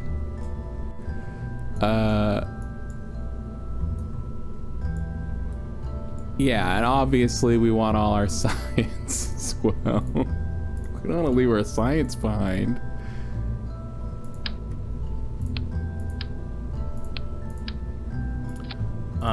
Yeah, I'm sure it's fine. Okay. It is so obvious to me that this is being built upside down. Why? You don't use liquid fuel to lift solid fuel. This is like if you had but we need to keep the solid fuel. It's like if you used like 3 space shuttles to carry like a booster jet into space. And that's fine, and I'm just sorry that you don't have my vision. How's my staging? It's fine. Yeah, I mean, fine. More like fucking perfect. Did you put the stuff inside the service bay? No. How come?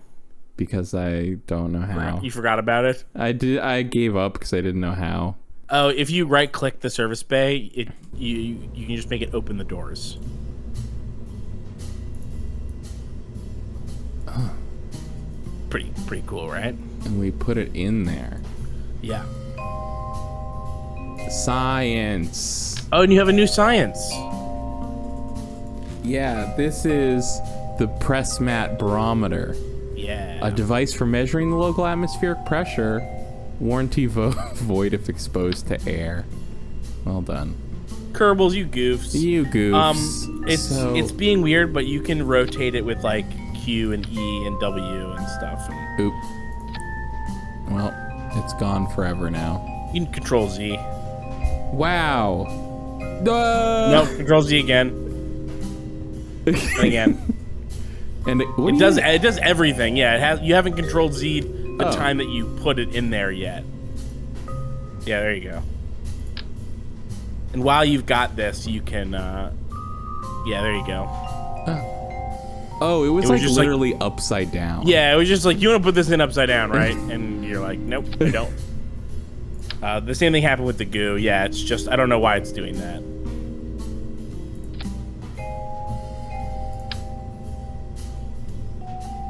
We love it. Close those, please. All right, well, Such a stupid ship. This is. It's not going to be able to get you even close to where you need to go. You're gonna get like 10. You're gonna get like 10 or 12,000 meters in the air, if that. I just can't believe that there are still people out there that are like, "Oh, Keith's my favorite on Run Button. He's so funny," when like he's clearly like a fucking monster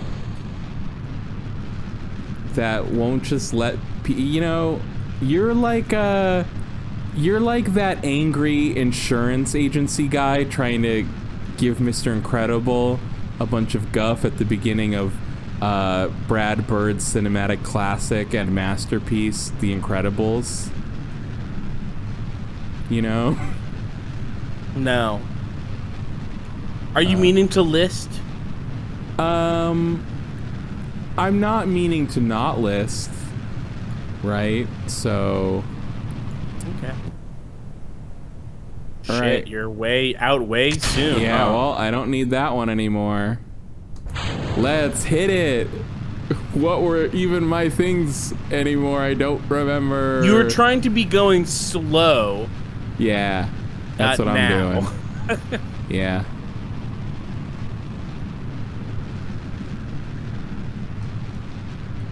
Well, we're having a good time anyways, though, huh? Yeah. It's the classic dynamic where you ask for help and I try to help, and then you say, no, I'm not doing that every time I'm right. Well, I just think, where's the drama? Where is the love? Where's the drama? Where's the hook in me just following all your steps to the letter, right? Like, that's not... Who's watching that? Nobody. Right, that's stupid.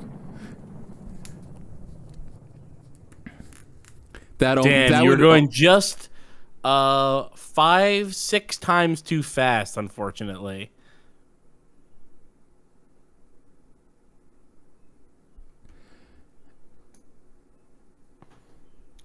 Hey, you can get that goo in space for the first time, though. Goo in space, goo in space. Goo in space. Observe. Save. You didn't even read the little thing. Oh, sorry, I was... You can review, yeah. The goo seems to have clumped into a sphere. It also appears to have become brittle. Great, great, great. We love that, we love that. Close that back up. Oh, fuck! I put that thing on the wrong side of the decoupler. Yeah, you did. Oh, man. Haha, fucking classic though, huh? We love it. But you have the new, I mean, it's not gonna help because you have the wrong kind of rocket here. But you could just, with the new parachutes, slow yourself down enough to engage those new parachutes. Oh, nope, you had them backwards. Okay, bye. No, I didn't even... That was just me coming back from my map again. I just nudged the space bar. Well, see you later. All my science and my thumper and everything. Goodbye, everything that was important to me. You can just revert to... Why do you always want me to revert? You always want me to be a coward. Well, just that you're not going to accomplish anything. Because you didn't do either of your two. That's fucking harsh, dude. My God. I'm not. Oh, well, you might get I'm not, you might get your heat shield. I'm not gonna accomplish anything. Crew report from space. Yeah, that's. I don't know about that. Cannot disembark while off of Kerbin's surface. Oh, you need it, and you don't have the EVA upgrade. Okay, gotcha. And now let's get that heat shield though, huh? Look at that. Pretty shielded from the heat. Seems like a little bit, kinda. Yeah, it's great. No, there you go. You're good. Hey, shit just heats up, you know? Yeah. Oh, I mean, shit definitely heats up when you're playing Kerbal Space Program. Hey, Kerbin, flying. Nailed it. Nailed it. We got the important objectives.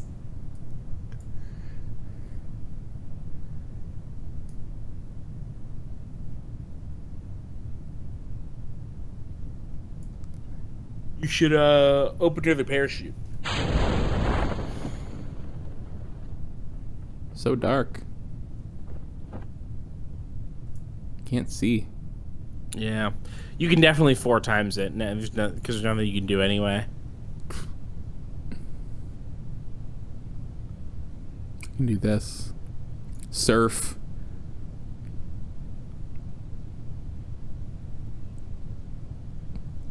Little mittens. My little Kerbin arms.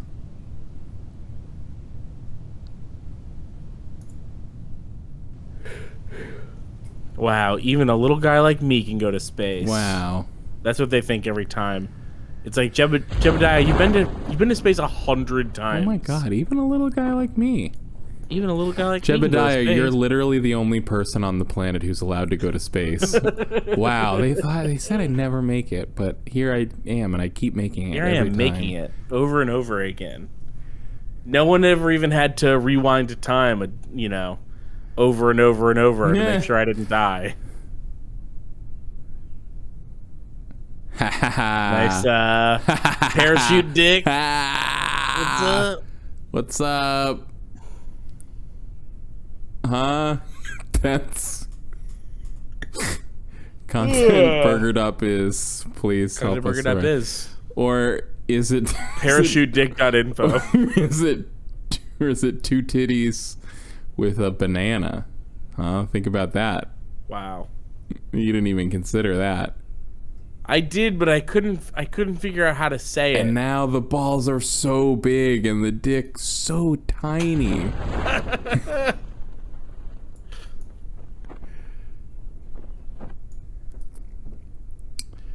We make our own fun here in Kerbal Space Program. Hey, why don't you 4 times speed it? Oh, good idea. Should have said that earlier. I did.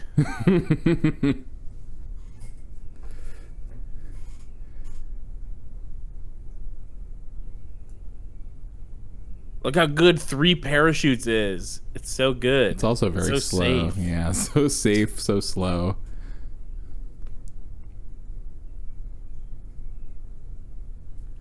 Yeah, I do wish there was a button that you could press that was just like, yeah, I'm in a parachute. Can't you like figure this out with math to make sure that I would land? Like you can tell that I'm going 5 meters per second, right? Just like lure me to the ground, please. Though frankly, we know from experience that Kerbal Space Program actually is not good at just calculating stuff like really fast instead of simulating it at 1 time speed.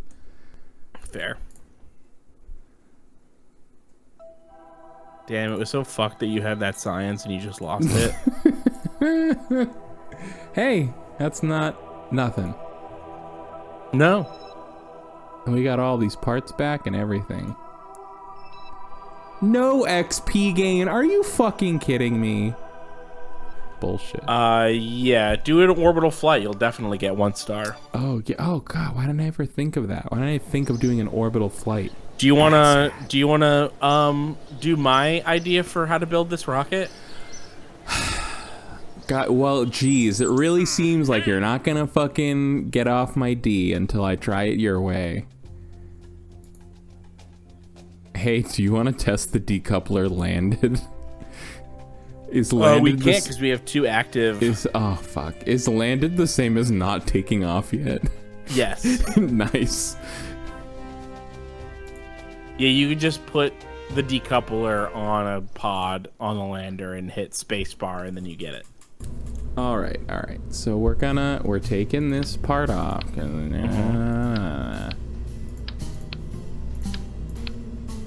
First of all. Yes. Come correct. on.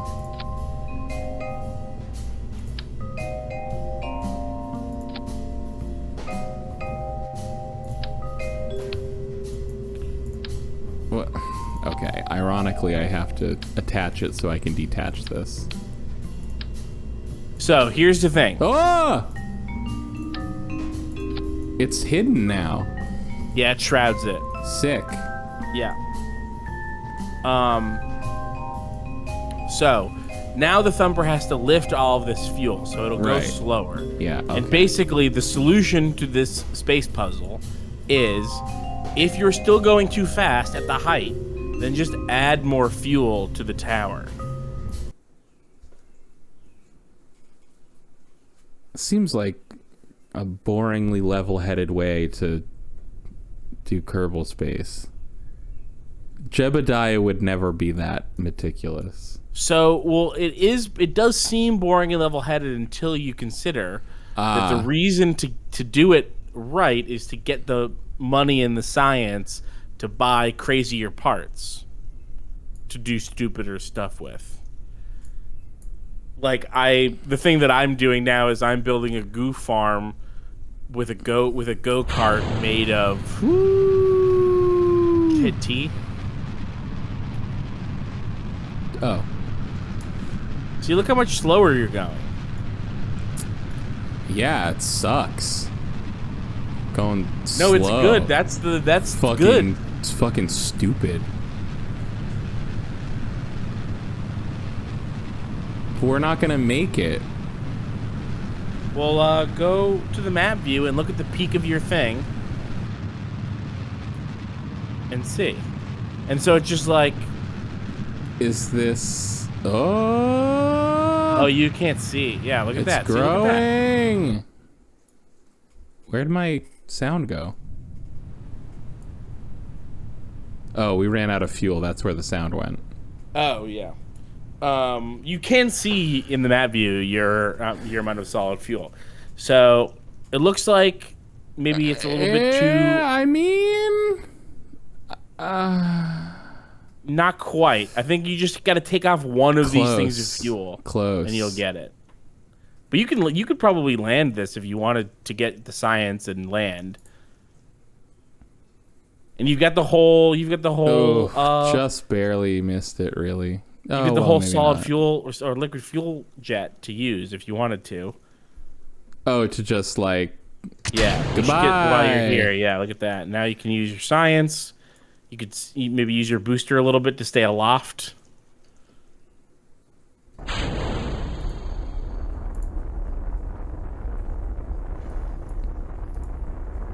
Observe.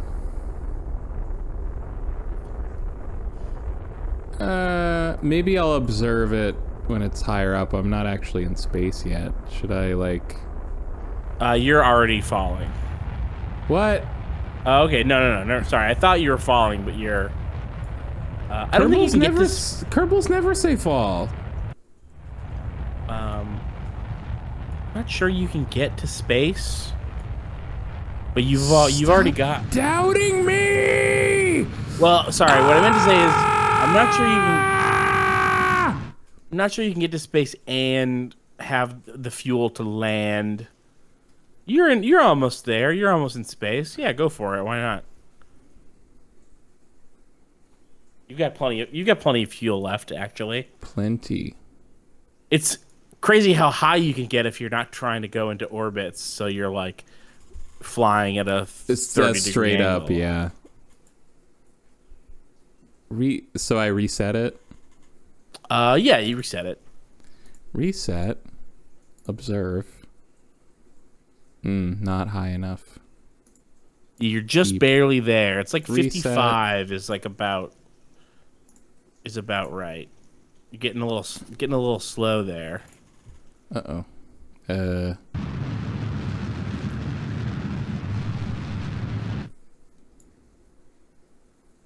All right, you should be good.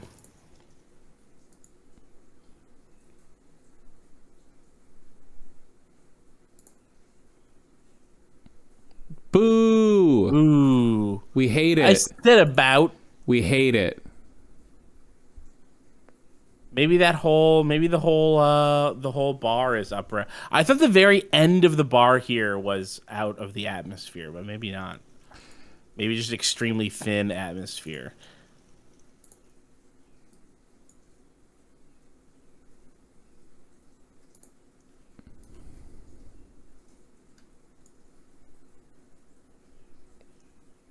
Oh, I'm going down. Oh, well, maybe you should get it now. You should save the rest of your fuel for landing. Okay. Ah, god damn you. God damn you. Logged. Where's my other thing? That's right there. Can I? Oh, no, it's hiding. You put it in a hiding space. No. Get closer. Get closer. I used it before. Oh. What? You assholes. Get like way too close. Yeah. All right. Now what? Hit your don't hit your decoupler. You don't have to if you don't want to. Move the decoupler up to the top. Use the orange to drag it all the way up. No. Go back. No, the orange. Add a new level. You can drag the orange to drag the whole stage. Okay. Yeah. And now open your parachutes so that they'll be ready to go. Just hit spacebar twice, basically. And then now use your throttle to start slowing your descent. Ooh, it's thundering out. Oh yeah. Just go a little harder, maybe, just a little harder. There you go. All right, now you can cut the throttle. Fast forward until you're like at 1,000 meters. Oh, also hit the little ocean next to your meters mark there. Meters mark. Yeah, at the very top, your altitude. Yeah, there's a little water thing that shows you your distance above the ground below you, not sea level. So sometimes you're like 5,000 above sea level, but you're only 3,000 above the surface. That is good to know. Here at the coast, it's not that big of a deal. That's why it's really nice that they put you near the coast. But I didn't even need that throttle. Really. No, you don't. You're right. You didn't, because you have another parachute to open. I think it's cute, isn't it? No, it's not. Oh. There you go. Now it's there. I definitely pushed the spacebar twice to do both parachutes. I don't know what happened. All right, so now you should throttle a little bit. Oh, no! Why did you tell me to throttle? Throttle now. Okay. Don't throttle when you're going at 4 times speed. I forgot that I was going at 4 times. I forgot. Anyway, your science is safe. Just close it up so it doesn't get water damaged. Oh. Rocketry, a cruel mistress. Yeah. Hey, see what science you got, though. And then if you want to do for the last thing, I mean, I'm good to keep going, but you seem tired. I mean, you don't seem tired. You just said you were tired. Yeah, well, it's not that I'm tired. It's just that I know that I need, like, 2 full hours to wind down. That's science. 0. Oh, because I'd already done those. Yeah. Atmospheric pressure scan. There you go. and 2 for mystery goo because you've already done that too in upper atmosphere. But now you can take away one of your fuels from your rocket, and I think you'll be just right for getting that thing.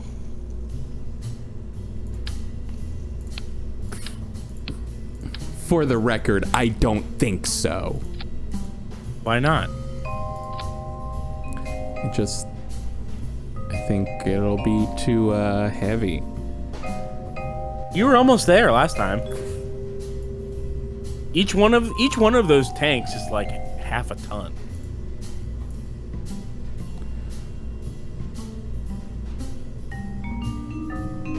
You should move the decoupler above the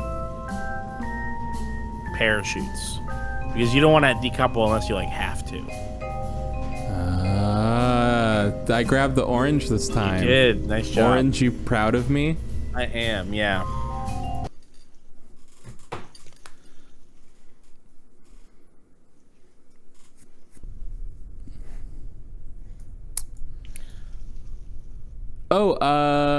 I don't know if we actually mentioned this when we were talking about the Patreon thing, but another benefit for patrons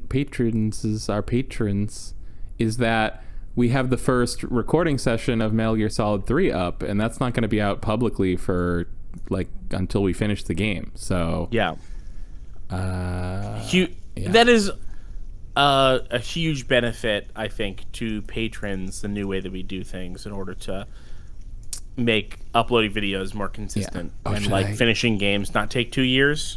Yeah, that's the ultimate goal is to make games take only a few months to finish instead of a year and a half or 2 years or 12 years or 12 years.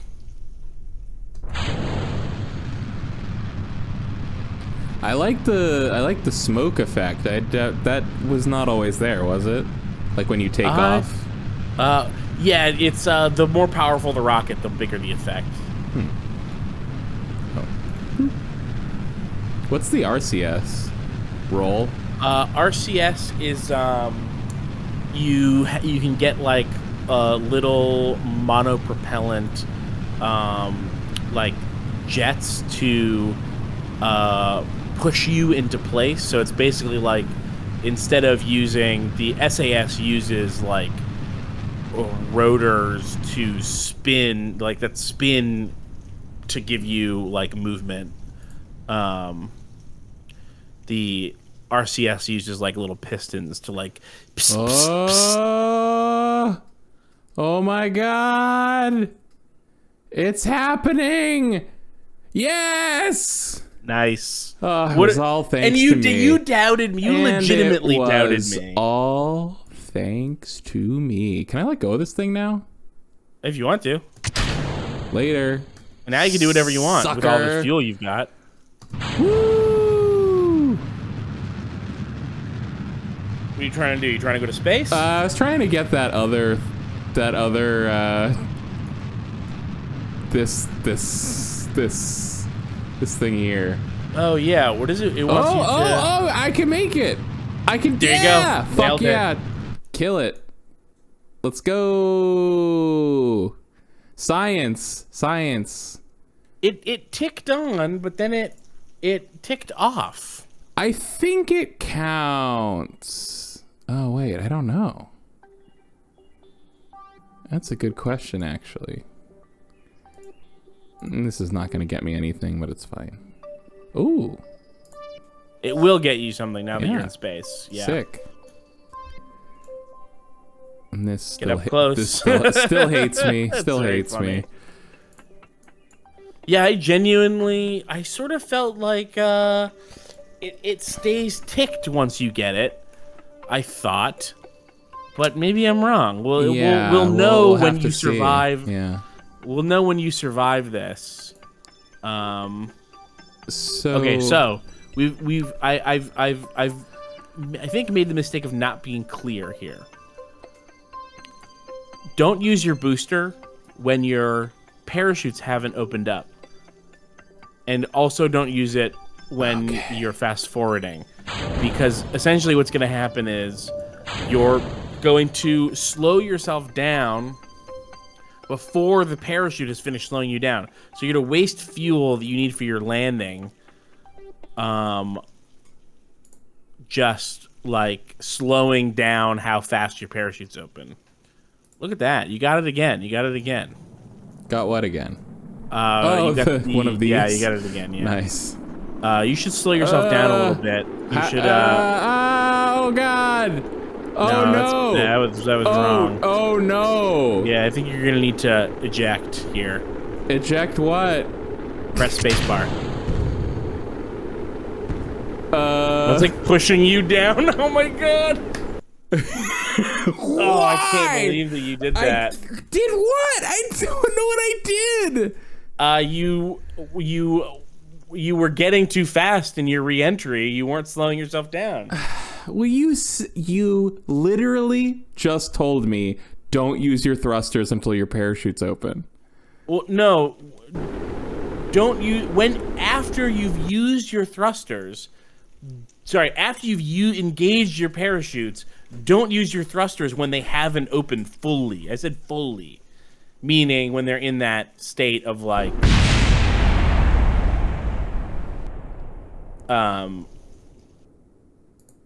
you need to use the thrusters to slow yourself down, because then how are you gonna get your parachute going? Great question. Well, it's fine. Now we know that you can do it easy. Okay. Easy.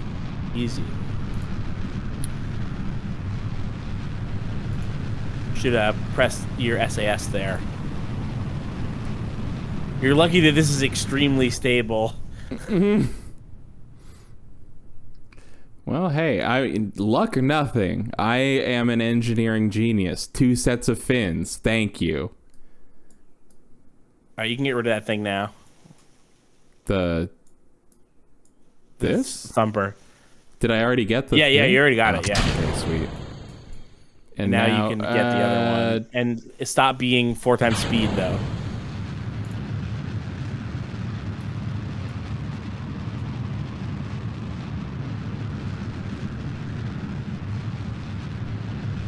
Whoop. You're not high enough. Oh boy. Jeez, it is really just a coming down. little bit. Oh, keep going. We just need to get there. Did it. All right. Did it. Sick. We can even get our science too.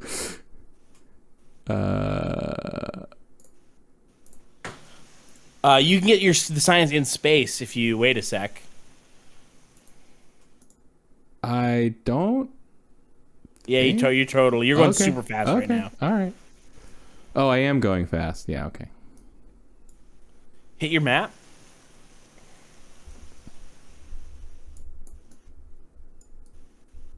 Oh, I guess no. You're going on a pretty severe arc here. Yeah. So I guess no, you're not getting into space. I thought that you were going much more vertical. So if you look on the map, on your nav ball. Yeah. Do you see the yellow circle with the lines? Yes. That's your prograde. That is like flying into the curve that you've created here. If you look on the 180 degree opposite of the nav ball to that circle. Yes. Did you have more words for that thought? Or? Yeah, aim your ship there, where at the 180 degree opposite end of that. I don't know how to do that. Move with the WASD keys. That's how I found disaster last time. Okay, but do it. I don't know what you're asking me to do. Yep. See the yellow? See that yellow? Boom, that's retrograde. If you burn there, at that yellow dot, okay. you'll be burned. Burn where? The yellow dot or the opposite side of the ball from the yellow dot? Well, there's 2 yellow dots. What? There's the yellow dot that is prograde, and there's the yellow dot that has the X through it that is retrograde. So you want to burn retrograde. That's the one. You already are on your way there. Explain what prograde and retrograde mean. Prograde is burning into the direction of your arc, of your orbit that you're creating. Right now, your orbit goes through Earth. It's a bad orbit. And so if you were to burn prograde, you would be increasing the size of that orbit. But you don't want to increase the size of the orbit because you can't make a real orbit. So you want to burn retrograde, which means you want to create a smaller, tighter orbit, which in this case will accomplish the goal of decelerating you efficiently so that you can use your parachute. Okay, so how, from where I am now, where do I need to tilt it? Up and to the left of the nav ball. Okay. See that? See the yellow dot there? Yeah. That's where you want to go. This you yellow go dot? Right. Yep. Right there. Yep. Now, exactly like that. That's fine. Now burn. Slower. Well, you're that's out all of, I had. But it's fine. Just hold it there. It's a good place for you to hold it. And hopefully you'll be able to get. Well, actually, no. Don't hold it. Just hit space bar all the way. Just hit all of the space bars. And now turn. Turn where? Anywhere. Okay. Oh, hey, your thing didn't work. Damn your it. Your decoupler didn't decouple.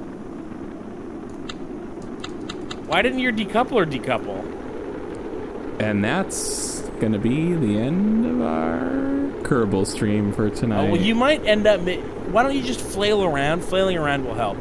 You're almost slow enough to use a parachute. Why didn't your decoupler work? Did you not have a decoupler in the right spot? I'm pretty sure it was... Oh! You... No, it should have... I don't know what happened.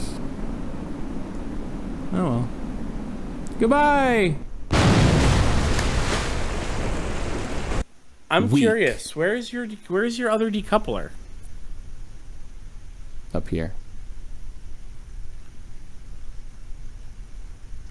But I zoom in.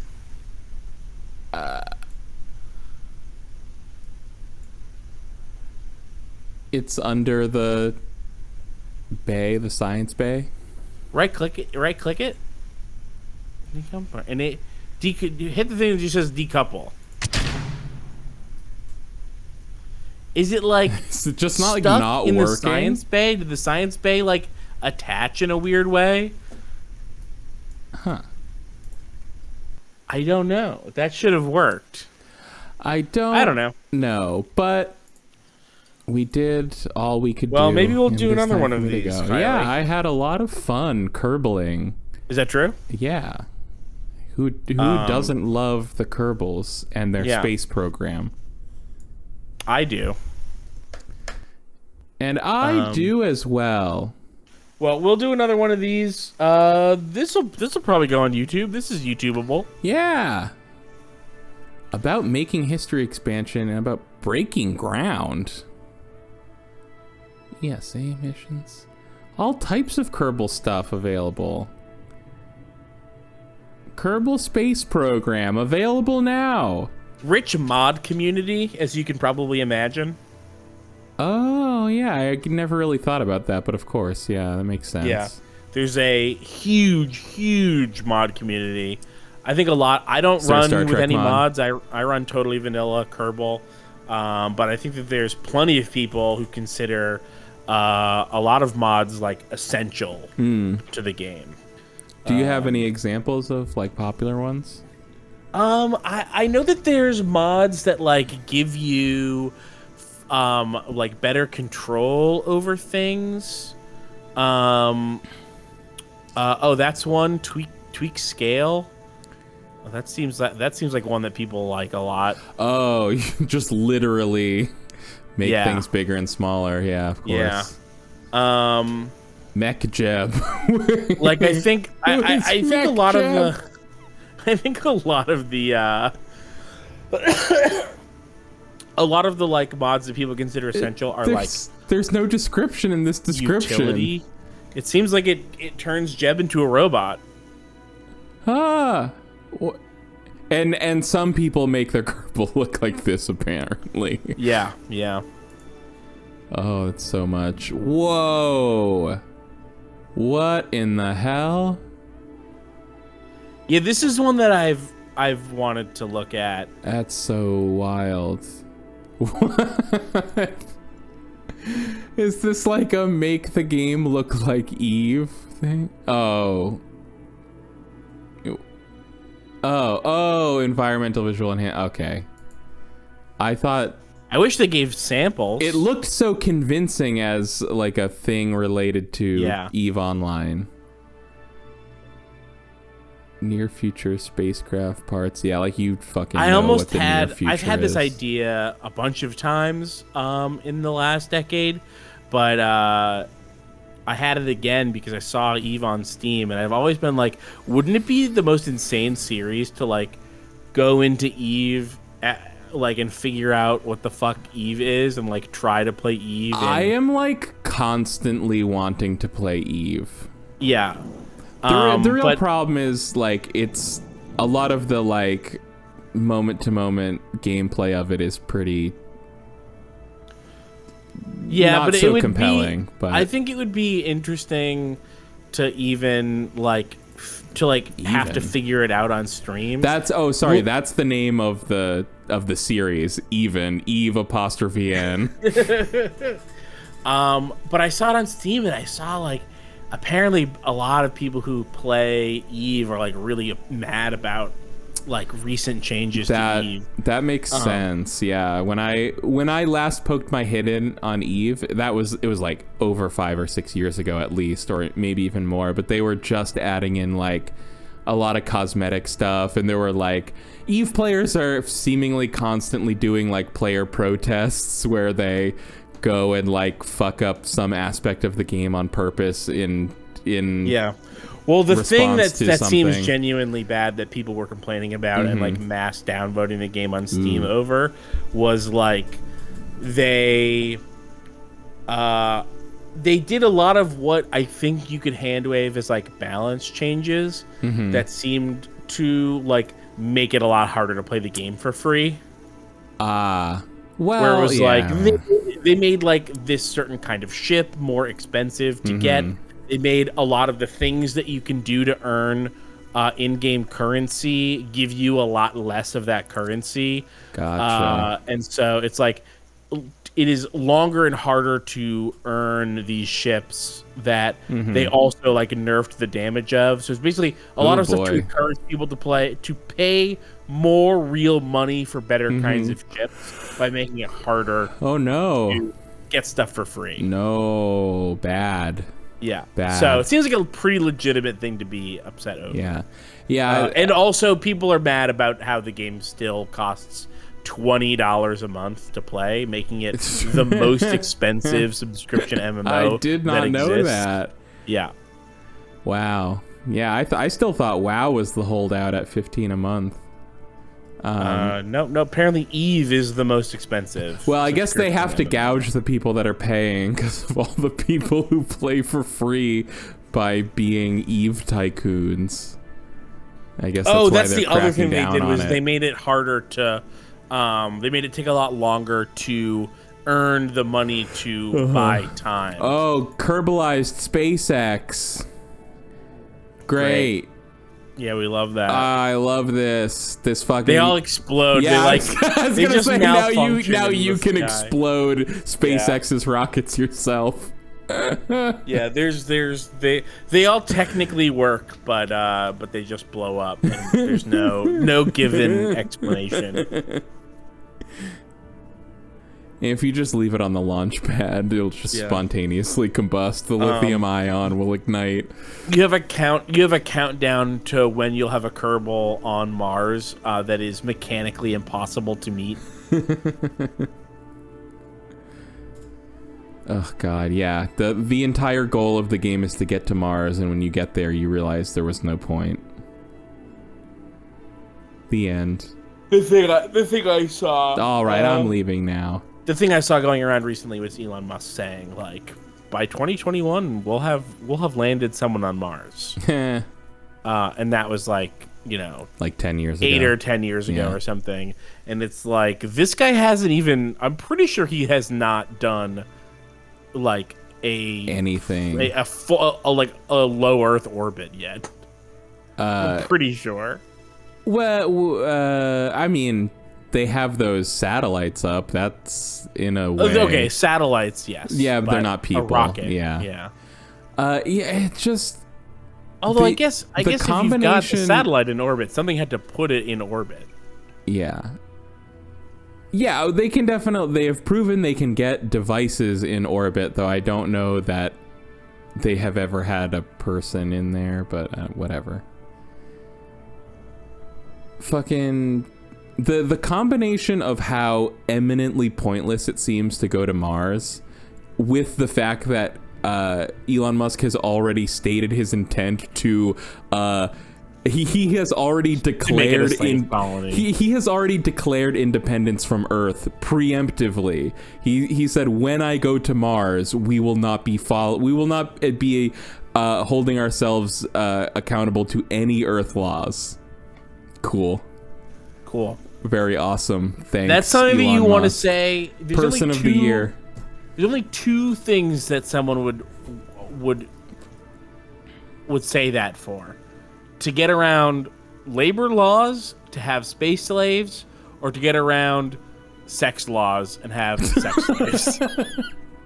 Those are the only two kinds of things. Like, what other kind of law would you want to be breaking? This is literally like Elon Musk's thing is like, he needs to escape Earth to be able to break all the laws. Like, yeah, it's like international waters, but in space. Nobody can convict you of humanitarian crimes in space. Anyways, thanks for watching. Elon Musk sucks really bad. There's nothing for us on Mars. There's literally nothing there. There's science there, but there's nothing for people there. Yes, exactly. Like, yes, in being able to set up some kind of colony on Mars, it would be a scientific feat. But don't we have so many non-scientific feats on the ground that need doing? Yeah, I hate to constantly be this person. I literally keep losing friends by having this discussion with people that are obsessed with space stuff. Really? Maybe that's the extreme, but I definitely keep putting people off. I can't think of a single positive thing to say about. Like, I'm not saying don't. Okay, so first of all, I am a little bit saying don't do space stuff. There's much more important stuff to do than space stuff. Like, that's true. It really bothers me. Like, listen, I love science too, so I'm not trying to be like, stop trying to learn things about the universe or whatever. But people who really love the idea of space exploration, they talk about it as though it is like, it's up there with art in terms of like intangible beauty that humanity must constantly be striving for. Like, we need to go to space because it's there. Like, can you think of anything more incredible than having people living on Mars? And it's like, I could think of so many better things, like, ending world hunger, ending homelessness, and all of these things are actually more possible than Mars colony. We're just not doing it. Yeah, like, it does nothing for me if Mars colony, like, what that ends up meaning is like 30 scientists and maybe 4 rich guys live on Mars. Listen, I saw The Martian. Good movie. I got it. Matt Damon did a great job. We don't need to go there. We already got the experience. Like, there's just no world in which the future means, busing between 500 million and 8 billion people to Mars. To be like, yeah, Mars is Earth 2 now. Like, we've moved to Earth. Like, it's just not happening. It's not. And there would be no reason to. Like, I don't know. I think there are a lot of people that really have it up in their head that, like, it's like that total, like, I think when it comes to, like, space exploration and space first of all, we just all got mostly on the same page about how bad colonialism is, and everyone is just so excited to do colonialism in space. And I know it's not the same because there's no people living on Mars, but not yet, right? Yeah. 100 years from now, if there's a colony of people on Mars, those people are gonna need rights just like all the people on Earth.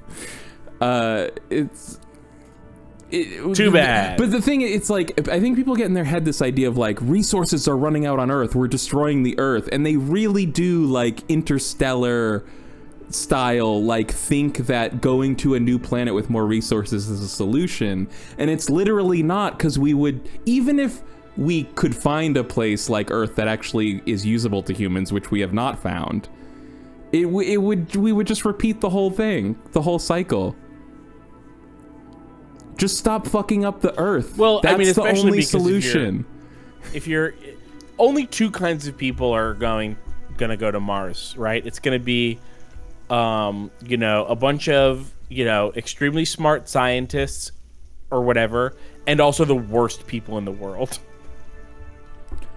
Well, they won't be the worst people in the world once they go to Mars, will they?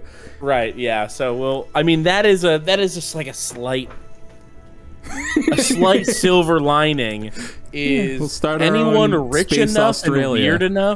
Anyone rich enough and weird enough to actually get to Mars is better off not being on Earth anyway. I really think, like, because they talk about how, like, the first people that go to Mars, it's going to be like a one-way trip. They're not coming back, right?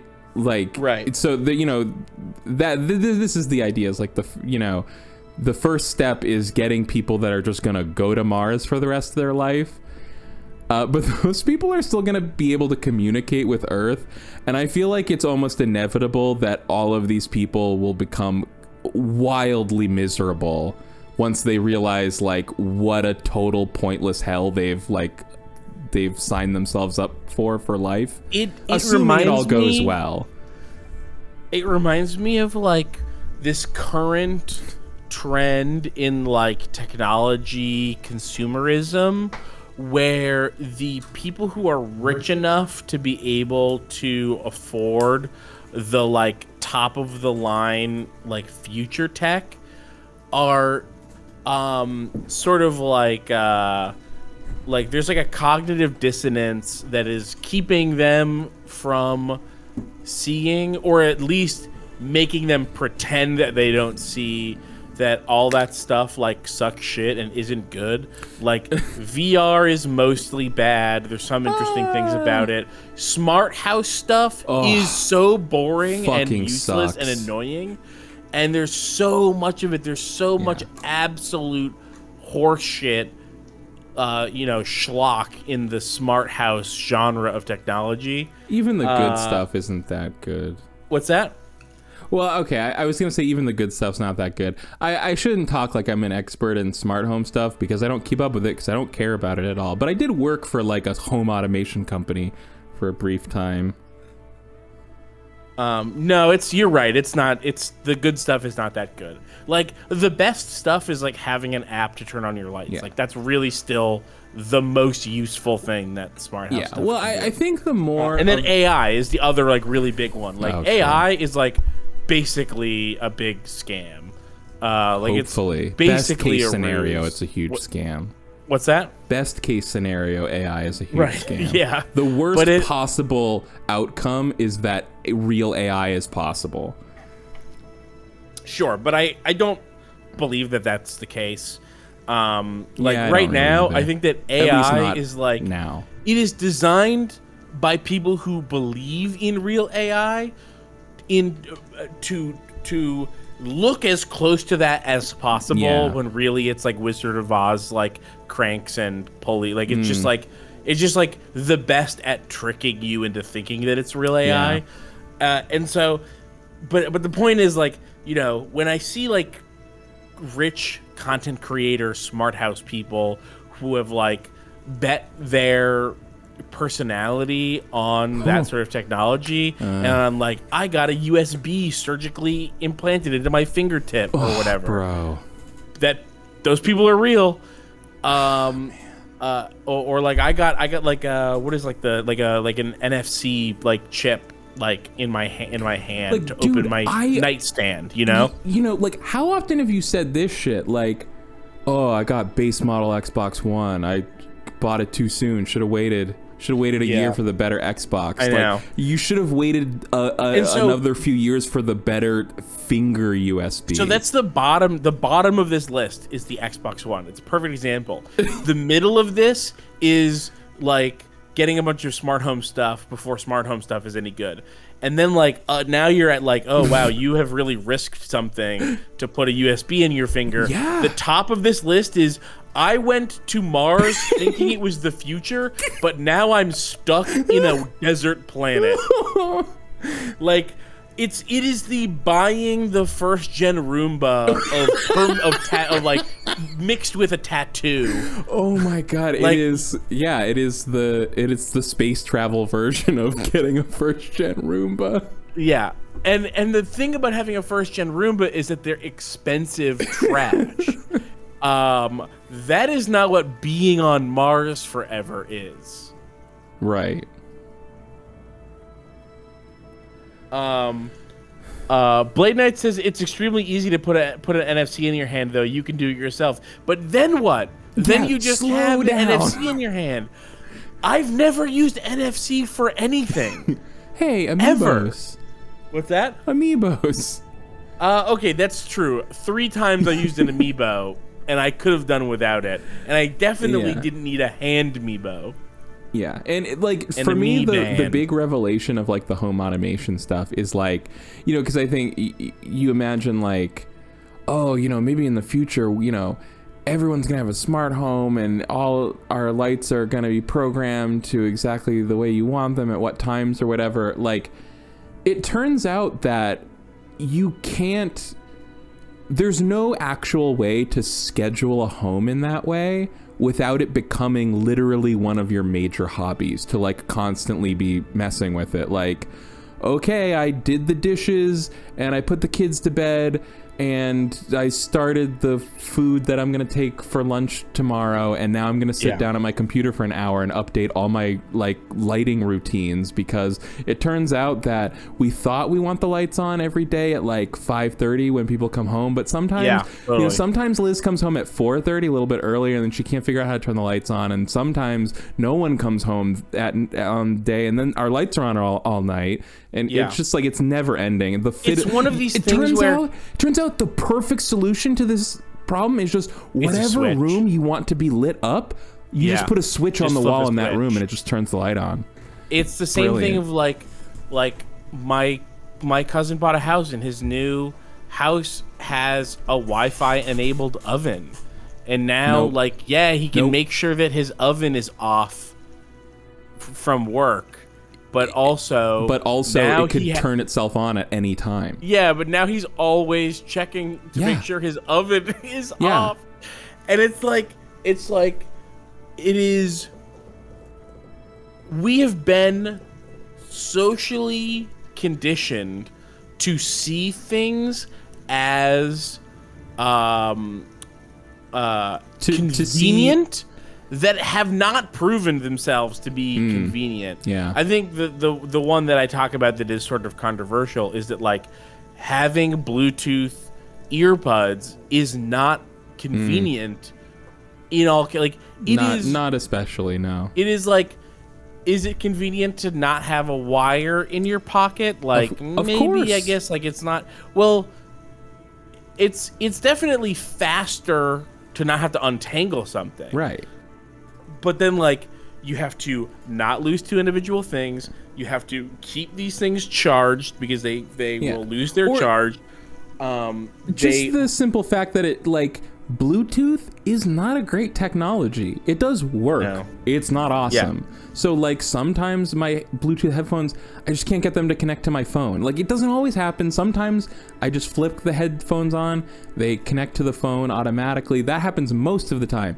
But sometimes I just can't get it to connect for 10 minutes, and it drives me crazy. And in those moments, I just think to myself, like, if these were wired headphones, this process would be plug in the headphones.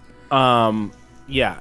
And another one is like that I see totally unquestioned on like tech podcasts and stuff is wireless charging.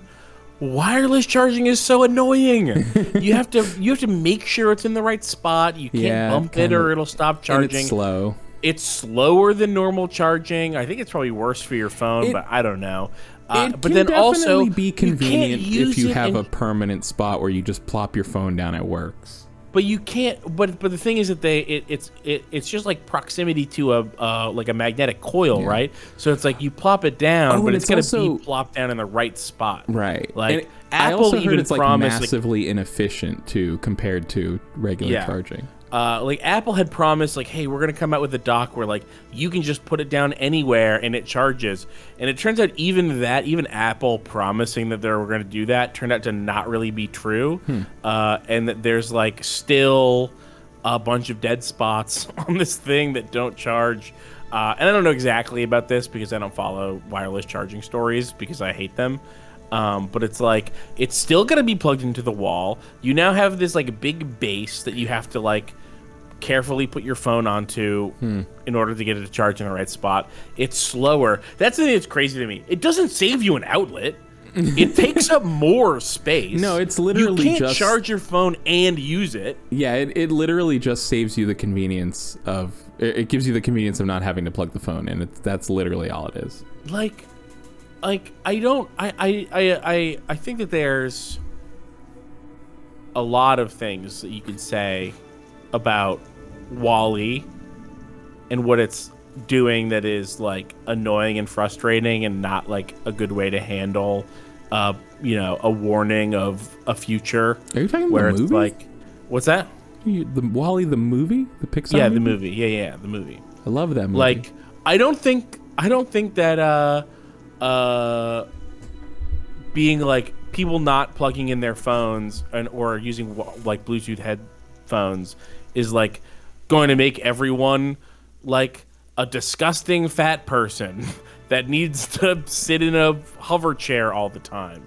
But I also think that these are like not consumer up decisions. Like this is like has been put on us to feel this way by companies that make this stuff. But it does often feel like have you considered that just flipping the switch to turn on the lights is fine? Like it really is fine. It's is actually a better way to do it. I could tell you it's more than fine. It's downright miraculous. Yeah. Remember that scene from Castaway? No. I've never seen Castaway. Oh yeah. The Tom Hanks movie? No, cultural touchstone. Yeah, that's what about true. Wilson? It is. Wilson? It's one of those things where it's such a cultural touchstone. I feel like I don't need to have seen it to know the touchstone. Yeah. I must have been a teenager when I saw it. I wonder what I would think of that movie now. I lost it, but someone said that they like their Nest thermostat. And I don't really know what the thermostats do. I know that they exist, obviously, but I don't know what functionality you get out of a Nest thermostat. But if it's just you can change the thermostat from your phone. Yeah, I think it's... I don't know, my thermostat's in my kitchen. Like, it's just right there. Yeah, I think... I don't know that much about the Nest thermostats, but I think they're mostly like what you'd expect. It's like you can set temperature ranges to kick on the heating and cooling. You can set like scheduled routines. It's the same kind of stuff you can set from a lot of like regular, you know, like a lot of the thermostats you get now, they're like digital thermostats, and they do have that scheduling thing. Yeah, my thermostat did that. Yeah. It was fine. I could just do it right on the my current one doesn't, but my old one did. And you can change the temperature and stuff remotely, which I think is the a big draw. Though of course now that this has opened up a whole new territory of like spousal conflict, because now there'll be things like, you know, it's like the wife gets home early and it drives her crazy that her husband keeps remotely changing the temperature from work because he doesn't want to pay too much for heating or whatever the fuck it is, you know. Yeah. And that kind of thing sounds like a total nightmare. I mean, Sounds obviously like you should just be with somebody that won't be a piece of shit, but yeah, just don't have the most annoying husband. But it's and then there's also the layer of like literally anything that is working through Wi-Fi that you're doing from an app on your phone is like selling data that you didn't even know this thing knew how to collect, that you couldn't have even imagined was important to a company, that they're just scraping all of that and sending it, and it's like oh, you have a Nest. I mean, obviously no one I think it's pretty obvious that no one should have like a porch camera or like Amazon has them and Nest has them. Oh, do you think that's obvious? Because as a delivery person, seeing how many fucking people have cameras on their porches, I'm not sure everyone agrees with you. Right, sure. It's obvious. No, I will say that it's obvious, and there's just a lot of people who don't consider obvious things. Yeah. But yeah, obviously you shouldn't have a camera on your porch. You should have a doorbell cam. You shouldn't have and you definitely shouldn't have one that like points out towards the street. Yeah, but it's like, you know, sucks. you've got a camera in your doorknob. You've got a thermostat in your thing. You've got the Wi-Fi lighting, and it's like, oh, now the police have access to how many fucking rooms you have in your house. Yeah, no, that's the thing. Like I'm like over it now because I've been doing it for like 9 months. But when I started delivering pizza last year, like it really got under my skin how often I was being forced to be filmed against my will just by walking up to someone's front door to give them the pizza they ordered.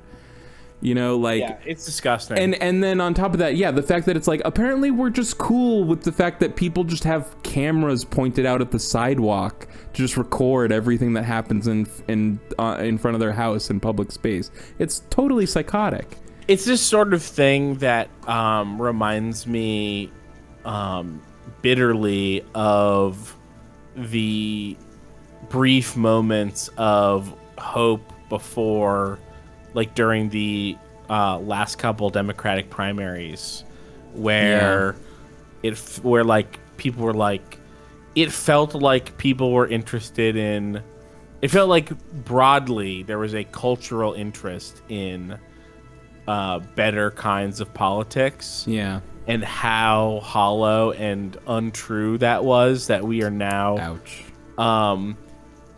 Like even in the last, you know, it's been 6 years since 2016. I mean, I wouldn't let yourself forget that those primaries turned out the way they did because people with power in the Democratic Party used all of it to get the goals that they wanted. Right, but those people still got those cameras and put them on their thing. Like people. Oh, sure, yeah. People who went like, yeah, it's fucked up. The cops are fucked up. Like, no, you know, people who went to or supported those like all like the George Floyd protests all around the country also went out and got like porch cameras. You know, like there's just no there's no place in society that isn't like 30 steps behind. I know. Like there's not like, well, at least education is doing well. Like there's no one thing. Like it's like I can't even think of an example that doesn't sound silly to say.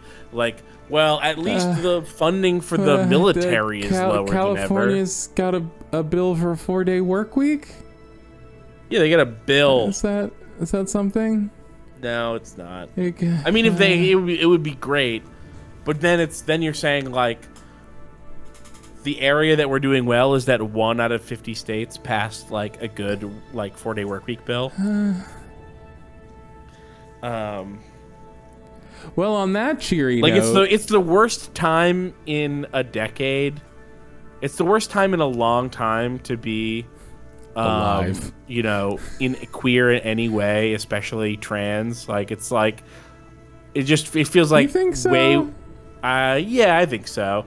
I think like I don't know that it's awesome, but I don't know that it's the worst in 10 years. Well, in the last 6 years, they have there's always obviously been a lot of like you know, transphobic violence in the country. But the thing that there wasn't was like a bunch of bills policing you know, behavior. And like now it seems like but there half also of the states or more. There also wasn't like a huge contingent of the population who were interested in not seeing those things be passed into law. Sorry, say that again. I just feel like, although you're correct that in the past few years, like action against trans people has increased, but also support for trans people has also massively increased. Right, but what does the support mean in the face of that? It's I don't support know. In the face of all of these bills that didn't exist. So it's like, yeah, sure, a bunch of people think that it's bad, but they can't do anything in the face of the bills. Like I guess this is a personal opinion. I can't make anyone believe that this is true. But if it were me, I would rather not have any of the support and then also not have people passing bills that say what I can and can't do. All right. And it is very weird to leave it on this note, but it is now 4:45 a.m. and I desperately need to not be on this call anymore. Don't go to Mars. Don't go to Mars. Get a Roomba. Don't only send Kerbals to Mars. Those are the people who should be going to Mars. No, they go to Nuna. Well, then they should be going to Mars. Send the Kerbals to Mars. They don't know how to get to Mars. There is no Mars for them. Are you not hearing how much of a problem this is? Duna. Why is it that we'll send all of our degenerates to Mars, but we won't send Jebediah Kerbin to Mars? Right? They don't know where Mars is. And that's what I'm talking about. Kerman society is sick. They don't even know where Mars is. There isn't a single city on that whole planet. It's all just grass, mountains, oceans, and launch pads. And this is the beauty of communism. If you have communism, you could have a planet with nothing but green grass and a single space program. You should go to contentburger.biz, sign up for the Round Button Patreon, and go watch our videos at youtube.com/roundbutton. Okay, bye. Watch Uru. Losers. See ya. Yeah, losers. See you, losers. See you, idiots.